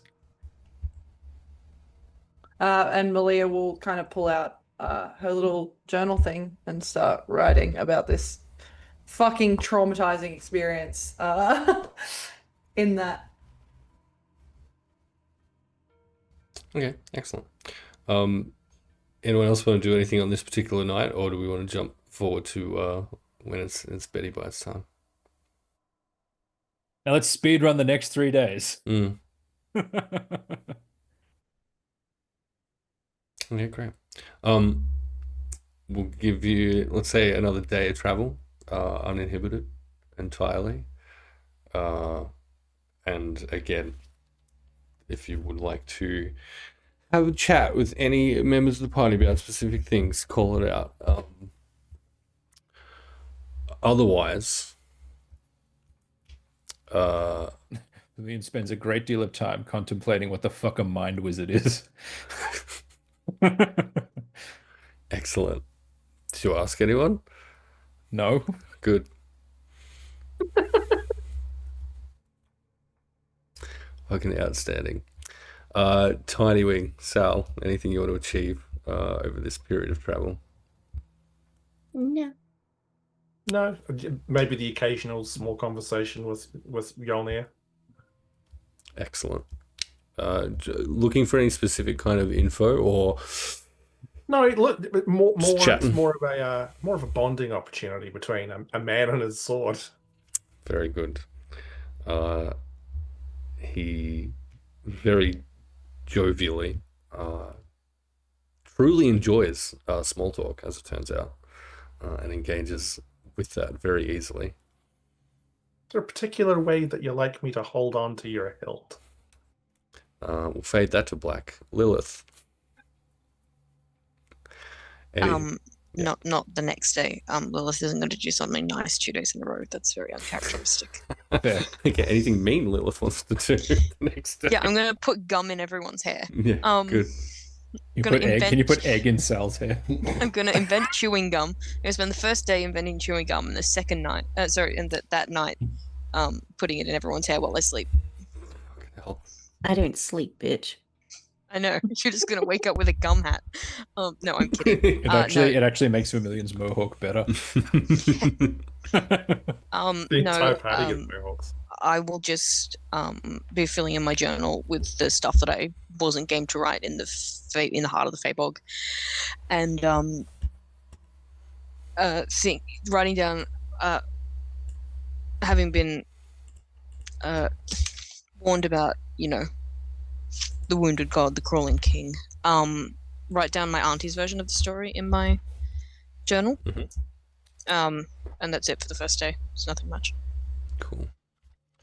You take an actual physical note of that. So, one, I can't lose it. And I'll send you some stuff. Actually, how many days to travel is this? So it's going to be 3. If you're heading north, it'll be 3 days of travel through the Fabog with the Fey Thongs till you hit the river. Bog thongs. Well, if Sal doesn't mind, at some stage Tiny might corner his sword about some more questions about the Amethyst Queens and stuff like that, since when he was all mirthful and stuff and giggly, he was the one who brought it up. Cool. You don't need to give it to me now. Great. Just tossing that out there. Yeah, I love that. We can, right. We can revisit that perhaps in conversation because it's a fun conversation. Marvelous. Late into the second day,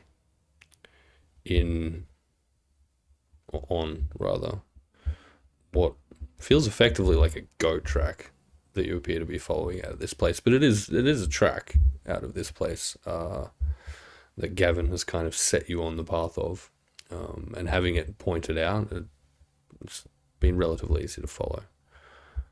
You'll find what appears to be a bridge, which crosses. It looks like a super deep kind of. It's not a chasm as such. Like a ravine. Yeah, it's and not particularly wide either, but each edge of this crack. Let's say ravine, a large crack in the bog. Say crack again. Mm-hmm. The edges of each of this ravine are thickly covered with the razor vine that you have all encountered previously. And there's been what looks to be a path cut through on either side of this ravine. We'll say it's 30 foot across, but essentially an impenetrable wall of razor sharp foliage. And there is a bridge. And on the other side of this bridge, you see, facing away from you, what appears to be a 6-something foot figure in all black plate armor, showing you their back on the other side of this bridge.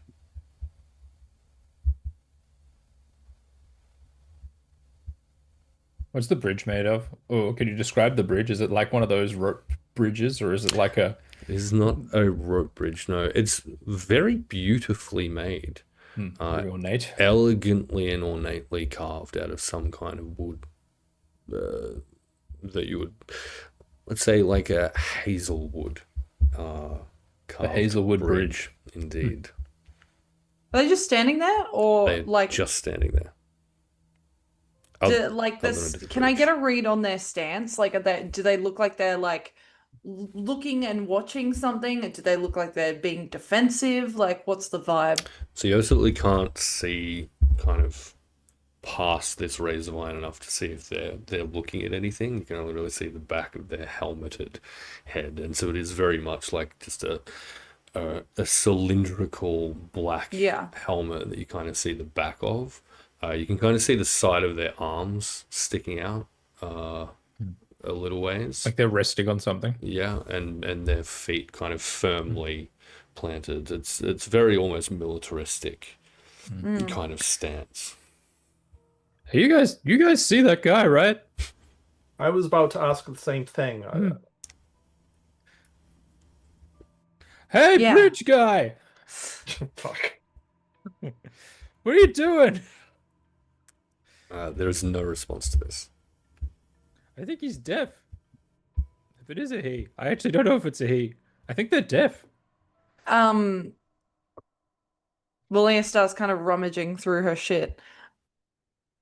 Let me just try a thing. I'm gonna talk to him. And I will pull out a ball bearing. Mm-hmm. Gonna A singular ball roll bearing. it. Yeah, roll it along the bridge if I can. Excellent. You roll this ball bearing successfully across the bridge. How hard are you turfing this thing, or is it just like a real gentle little roll? It's like it's not gentle, but it's also not being piffed. It's kind of like Mhm. the intent is to get it all the way across. But like to figure out whether they're just going to immediately attack once something touches the bridge or reaches the other side. Okay. So if that requires force, I'll do it. I'm going to retcon the length of the bridge. I'm going to make it 20 feet just to make the maths of this easy. It kind of rolls maybe 7 feet and then just kind of clicks into just a little crack between the boards of this bridge and stays there. Okay. If that happens, I pull out a second ball bearing. Mhm. I'm gonna throw it across this Excellent. time. Can Sal, if it looks like that throw's not gonna work, just use invisible force to kind of like nudge it back in line if it's gonna be a fail. Okay. How hard are we tossing this thing? Again, I'm not like piffing it at the person. Yeah, okay, I'm great. like, I'm just trying to get it across to see what the reaction is to something crossing over the bridge. Excellent. At about the halfway point on this bridge, the ball bearing shoots back in your direction, falls, rolls, lands at your feet. Y'all saw that, yeah? What? Your ball? Yeah. Well, that's fucking weird.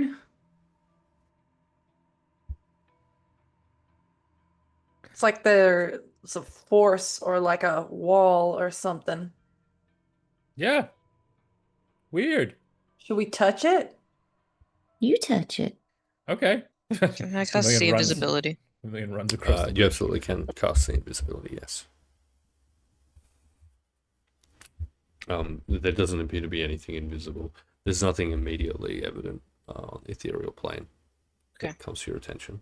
And Vermilion's just Runs running runs onto across the bridge. Yeah. Running full pelt? Yeah. Great. Halfway the bridge, you find yourself running back in the opposite direction. Whoa! Hey guys!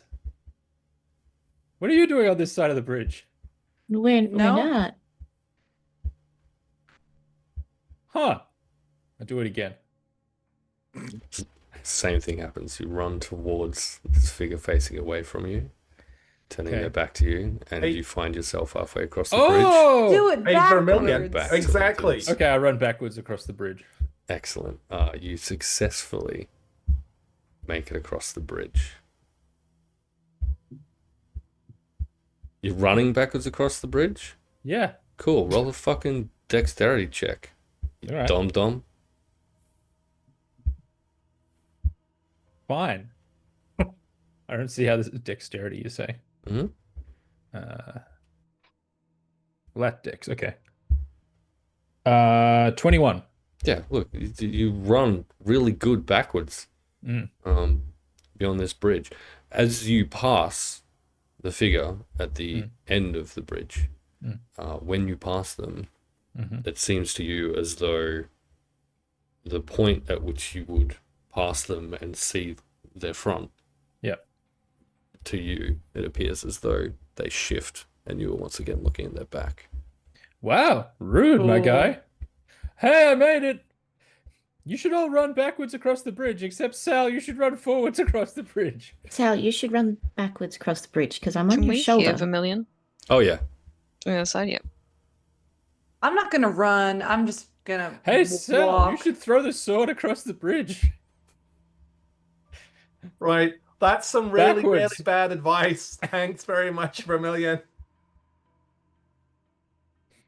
I'm gonna walk backwards across the bridge. Yeah, walk Excellent. backwards as well. Successfully make it across the bridge walking backwards. And same thing, as you pass this figure, you are unable to see the front of them. You can only ever see their back. It's pretty I- cool. If I walk backwards halfway across the bridge and then turn around, what happens? Sorry, 1 foot more than halfway across the 1 bridge. foot more than halfway. Yeah. You turn around, you no longer see the figure at the end of the bridge. And kind of looking behind you, they appear to be on the other side of the bridge with their back facing towards you. Okay. Which side are my compatriots on? Still the same side? The half of the bridge that you're more over. Yeah, still same side. Okay. I just walk over to the gang.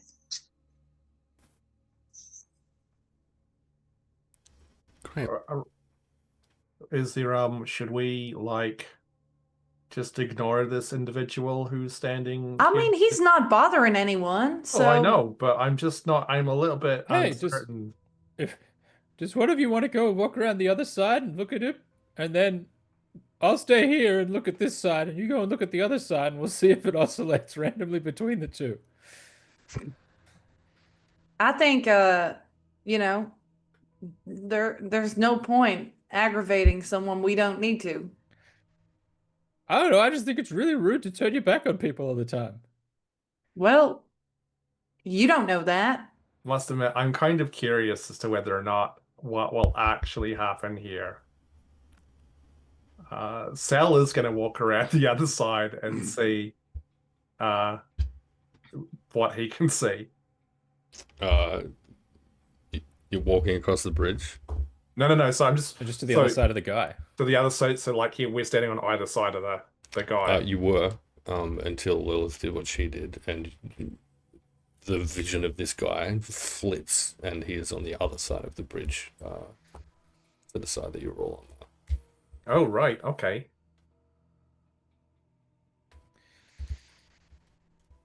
I mean, I'm still strangely curious, but I'm also thinking that it's probably a bit of a waste of time.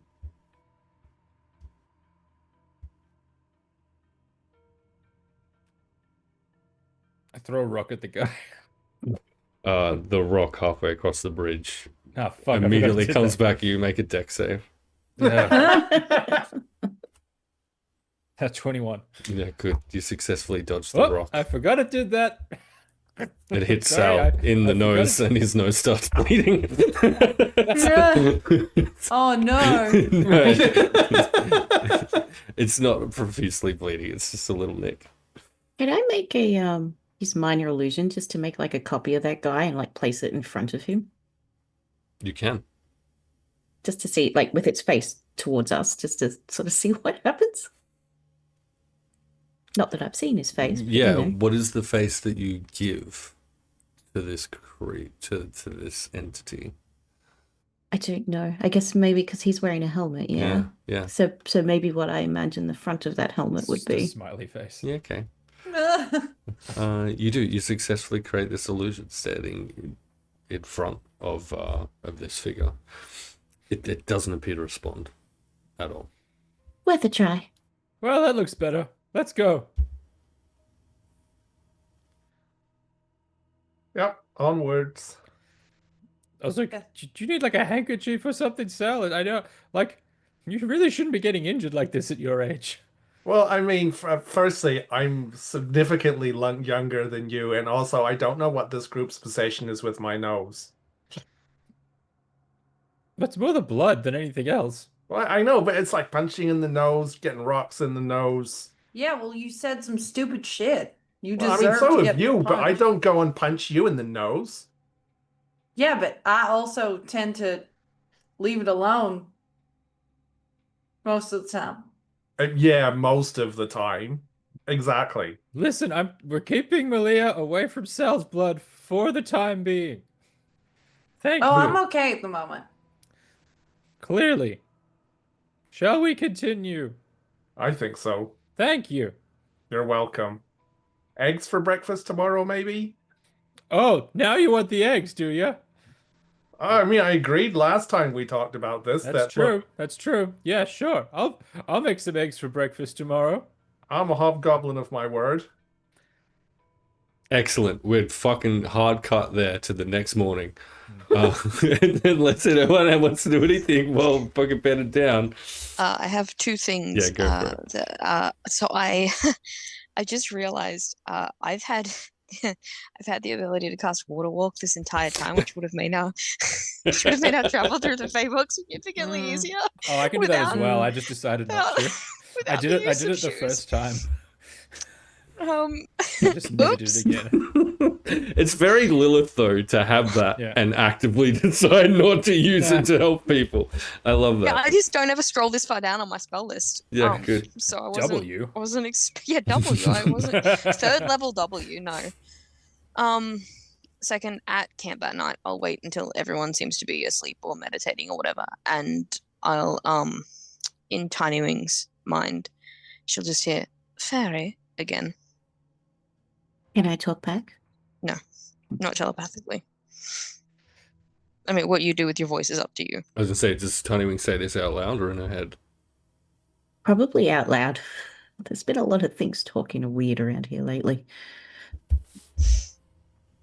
And I'll just kind of sit up and like gesture for you to fly over. Because if we wait for you to walk, it'll take a million years. Yeah, no, I fly. Um, I got little legs, I- man. I know. I will. I'm going to, from the ground, grow.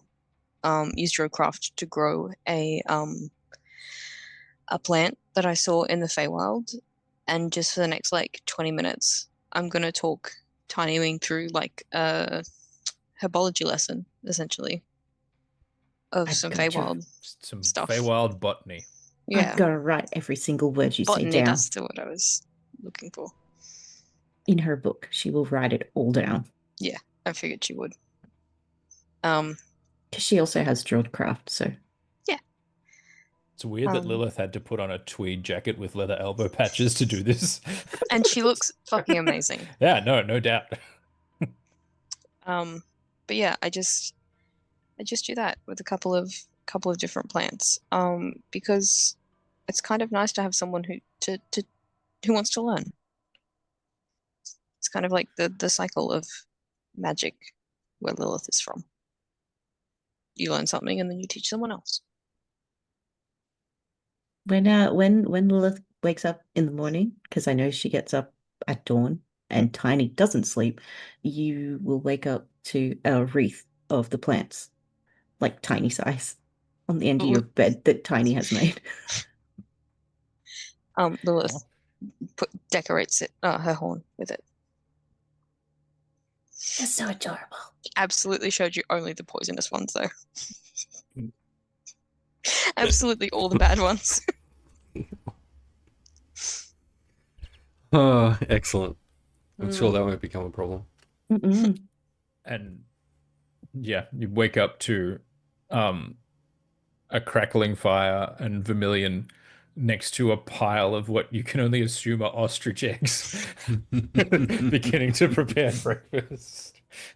I think while that's happening, I will go into my bag, find a spare bit of clothing, because I have that in my bag. I'm going to tear a piece off it. I'm going to wrap it around my hand where the eye is. Okay. Like a little bandage. It's really going to interfere with your hand-eye coordination. Get the fuck out. Okay. No, that was good. Well done. Okay, so you wrap the eye, which in the eye's defense, The eyes have it. is in its. You can't actually see anything on your palm at the Fine, moment. I'm Maya. still wrapping it because yuck. Excellent. As you kind of wrap the material around your hand, you think you feel, what feels like a wetness kind of in your palm, real quick. Gross. But you're not sure if it's something that you imagined or if it's an actual thing. Wet palm. All right, I'll give NBC. You've got fucking 5 minutes to walk through this stupid breakfast. Ostrich eggs. What do you want from me? Yeah, good. Sal? Upon seeing the size of the eggs, Sal will be like, I've made a very, very poor choice here. Listen, they're a complete protein source. Also, they're free range and, as I've said before, organic. I have a question. Mm-hmm. Did Vermilion wild shape into an ostrich, or did this come out of a chicken? Oh no, this Villian wild shaped into an ostrich. Okay, Like, just checking. An ostrich with a green fucking mohawk. correct. Sal, look, I gave my word. I said I would try some of your eggs. Yeah, how would you like them? Poached, scrambled, fried, raw? Maybe scrambled would be the way to make them look the least like eggs that have come from you. Okay, would you like a little bit of milk in your scrambled eggs? That's gonna No, take me a thank minute. you. I'm fine. I don't. It'll probably take you about 3 minutes, but no, it's all good. Righto. Maybe just a little bit of seasoning, and by that I mean salt and pepper. Don't get any other ideas that I'm talking seasoning as something else. Well, I mean, you know, I would have thought herbs as well, but you know, that's fine. You could just have plain ass eggs. Salt and Um, pepper would be nice. Righto. I scrambled 2 entire ostrich eggs for Fuck sale. Excellent. There you are, buddy. Great. This is truly the breakfast of champions. This will give you all the energy you need to complete a hard day's travel. Lilith did Um, not share any of her salt, just so you know. I'm absolutely going to right, and Sal will eat the eggs. Watching Sal eat them, Tiny is just gonna say, I'm so glad I don't have to eat. I'm eating rations. I'm not eating these eggs. Vermilion, roll a performance check. Oh God! Performance? What is this? Iron Chef? All right. I got a +1 to performance, so this better be good. Are you proficient in cooking utensils? Don't think so. That's a 17. Okay, that's for the quality of the eggs. Good. In general. Now it's survival check, I guess, if you've actually prepared the meal. Oh, okay. Crikey. Well, I get more to my survival than I do to my performance. So that's going to be a 20, not natural. Okay. Not only are these fucking ostrich eggs truly voluminous, but they've been prepared outstandingly. Like Sal, this is genuinely real fucking tasty breakfast.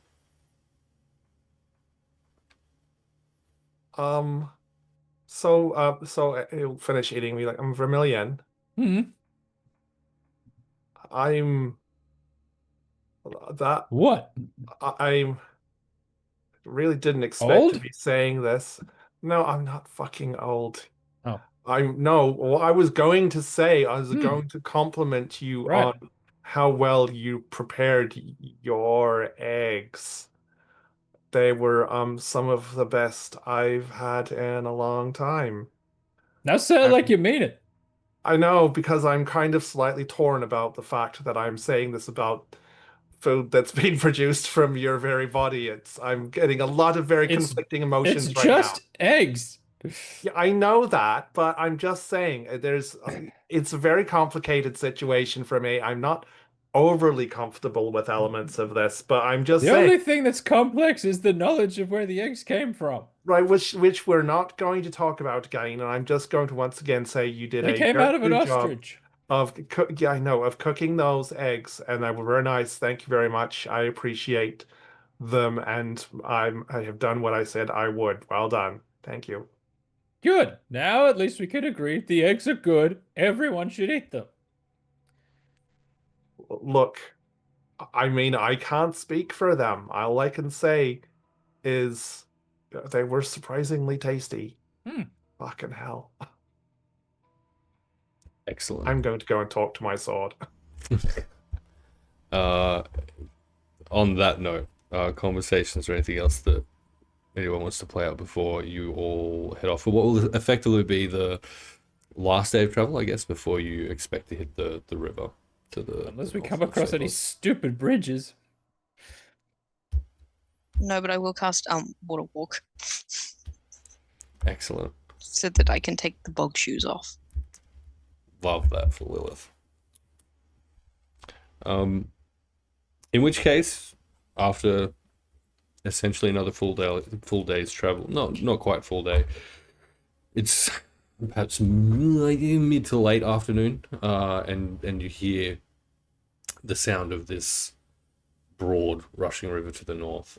Sal, you're familiar with this river, kind of down river quite a ways, and as it winds around the Fey Bog, it heads to it kind of traverses the north border of the bog itself, and then to the east. You approach, I guess, on this little tiny path, the river. It becomes pretty immediately apparent that there's no convenient way to cross at this point. The path just kind of opens up onto a stony kind of shoreline. The What do you river, mean, no convenient way to cross? We can literally walk on water right now. you can actually walk on water. Actually, so how many people does the walk on water affect? So Really good many. question. And I can fly. And you can fly. This is true. It's 6 or 8 or something. Up like to that. 10 willing creatures. Yep. Excellent. Does Lilith bother to ask? No. Has she ever? Okay, so Lilith is the only one who can currently walk on water. Amazing. So I think then that would have become immediately apparent after the first. So it lasts for an hour, and if we've been doing it like a full day of travel, then it would have immediately become apparent after the first hour that there was something else going on account of you said that our movement speed was halved to walk through the Feyborg. Correct. So Lilith would be walking full clip without shoes. So I feel like by the second hour, Way out in front. yeah, but still wouldn't have asked. But Good. would have tried casting it on everyone regardless. Okay. It does need willingness, so she would legitimately need to make it known to the others that was happening, and they need to be willing to do it. Which you're welcome to do at any point over the course of the thing. 3 nice things in as many days is just kind of way too much. It's a little pukey. The herbology was entirely poisoned, so I don't know if that counts. It's your call. Regardless, you approach this riverbank. It's relatively stony. The river itself is maybe, say, 60 feet across. Strong currents. It's this section of the river is super close to the mountain ranges to the east of where you are currently, to the northern side of what are known as the Jawbone Mountains, and so it's a hard current that's come down from these mountains as it smashes its way through and around the Feyborg itself, and you can see little tributaries kind of wandering off, contributing to the Feyborg itself, to that swampy region from which you have emerged. Give me marching order. On Sal's shoulder. I think Malia at this point is just keen to get the fuck out of this bog, so probably somewhere up the front. I'm going to say Lilith is probably up front if she's been able to make use of the water walk to assist her traversal in general. Lilith's like 10 kilometers ahead of everyone. But okay, what's Lilith doing when she hits the river then? You're legitimately just heading out truly so far in front of everyone else. I was making a joke. Good, okay. I assumed she'd wait enough time to let folk catch up. So Lilith out in front. Next up, we're saying Malia.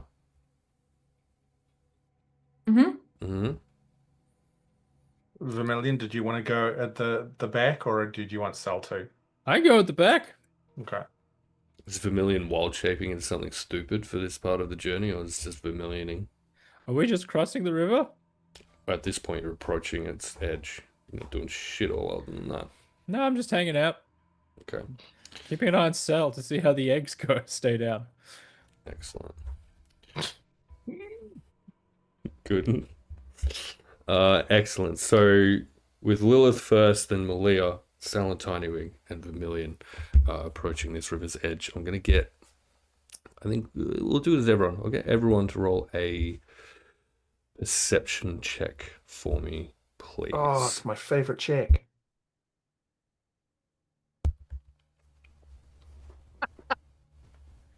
Oh, amazing. Sal got a -1. Got a 29. 26. 25. 16. Holy shit. Okay. Fucking Sal. Lilith, Vermilion, Malia. As you approach this river's edge, on the other side, you see what is essentially the final northern run of the Jawbone Mountains to the east. You can just kind of see them. Looking at the kind of ridgeline of those mountains in the far distance, the three of you will see, just for the briefest of moments, just a little glint of light.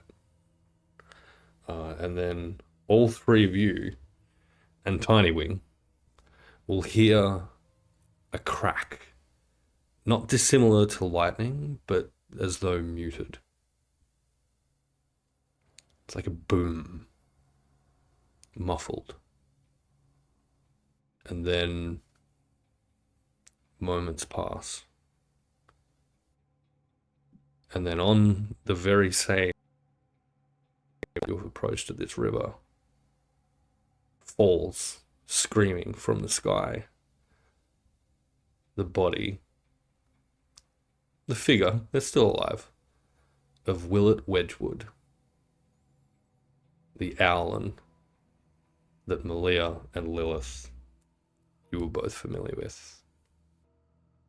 Can I And Vermilion, remind me, in fact. are they good? Like it's been such a long time since I remembered anyone's name. I don't So- think that Malia knows Willett, because he disappeared during the fire on the boat, and then it was Marcus Eightfingers that Willett was accompanying Redmond. yeah, but he disappeared He did. between the fire breaking out and everyone meeting.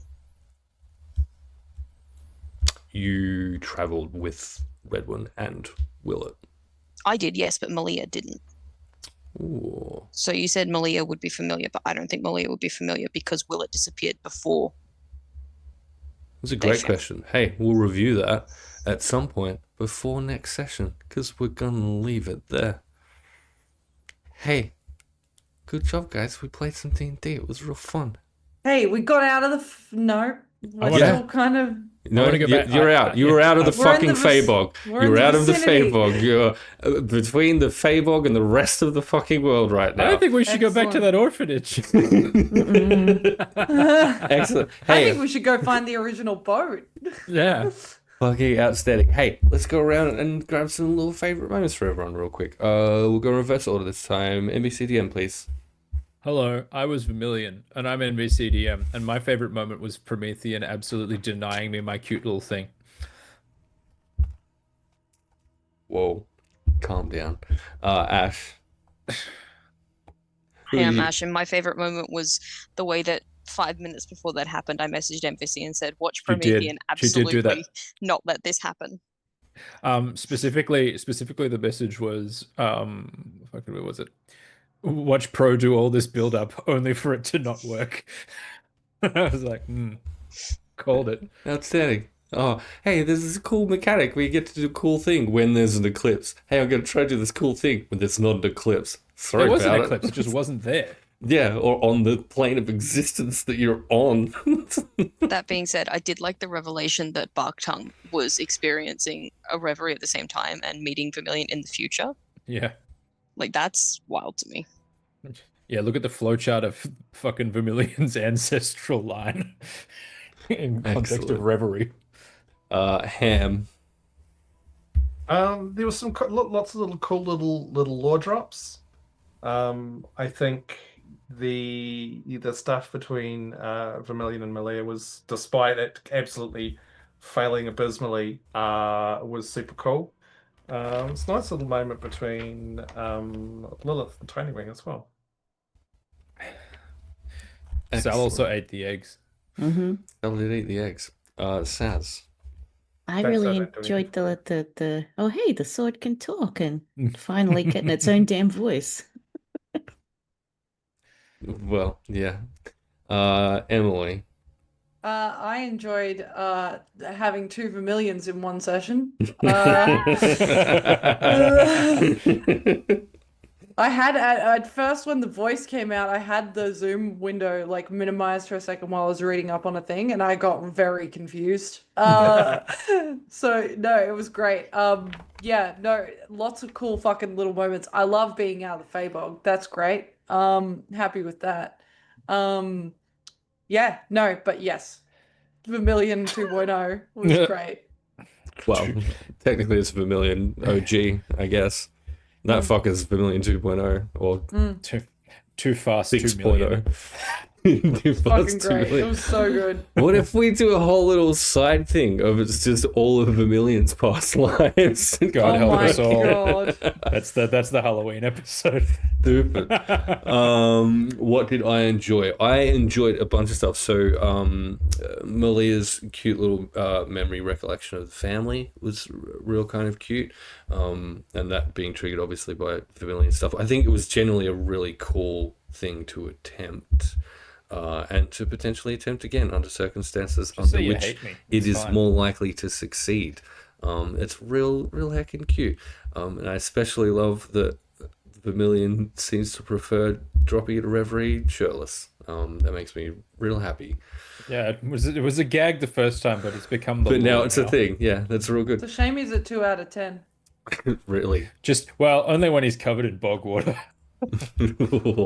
I also loved Tiny Wing's almost kind of sassy response to Sal, I thought. Was kind of cute. It's like Tiny Wing getting a little bit of attitude. These guys are like a real bad influence. Do you think? Yeah, it was good. Here's the next thing. Sal's entire interaction with the sword, the concept of this sword having actual flight terrifies the shit out of me. I want to make that absolutely clear. I think it's a real stupid thing because I don't think Sal can be trusted with a flying fucking cool magical sword. Sal can't be You're trusted wrong. Sal can't be trusted with no weapons. True. Can he ride it? Can he ride it like a broom? You can certainly fucking try. Ah. It's like that thing where you throw it through the air, but you hold on to it so it Yeah. allows you to fly.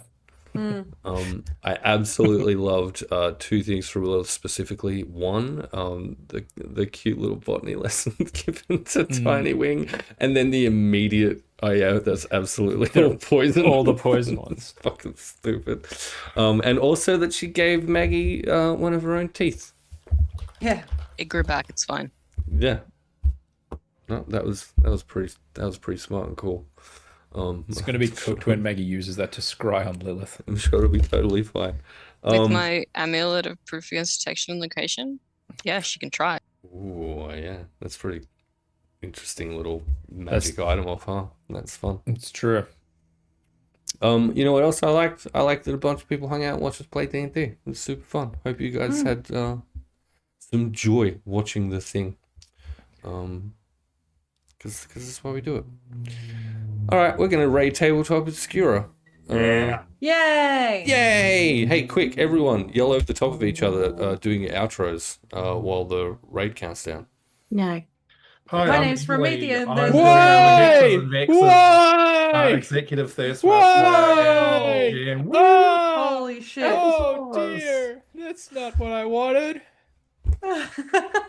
Fucking love you guys. Fucking outstanding. All right, we appear to have raided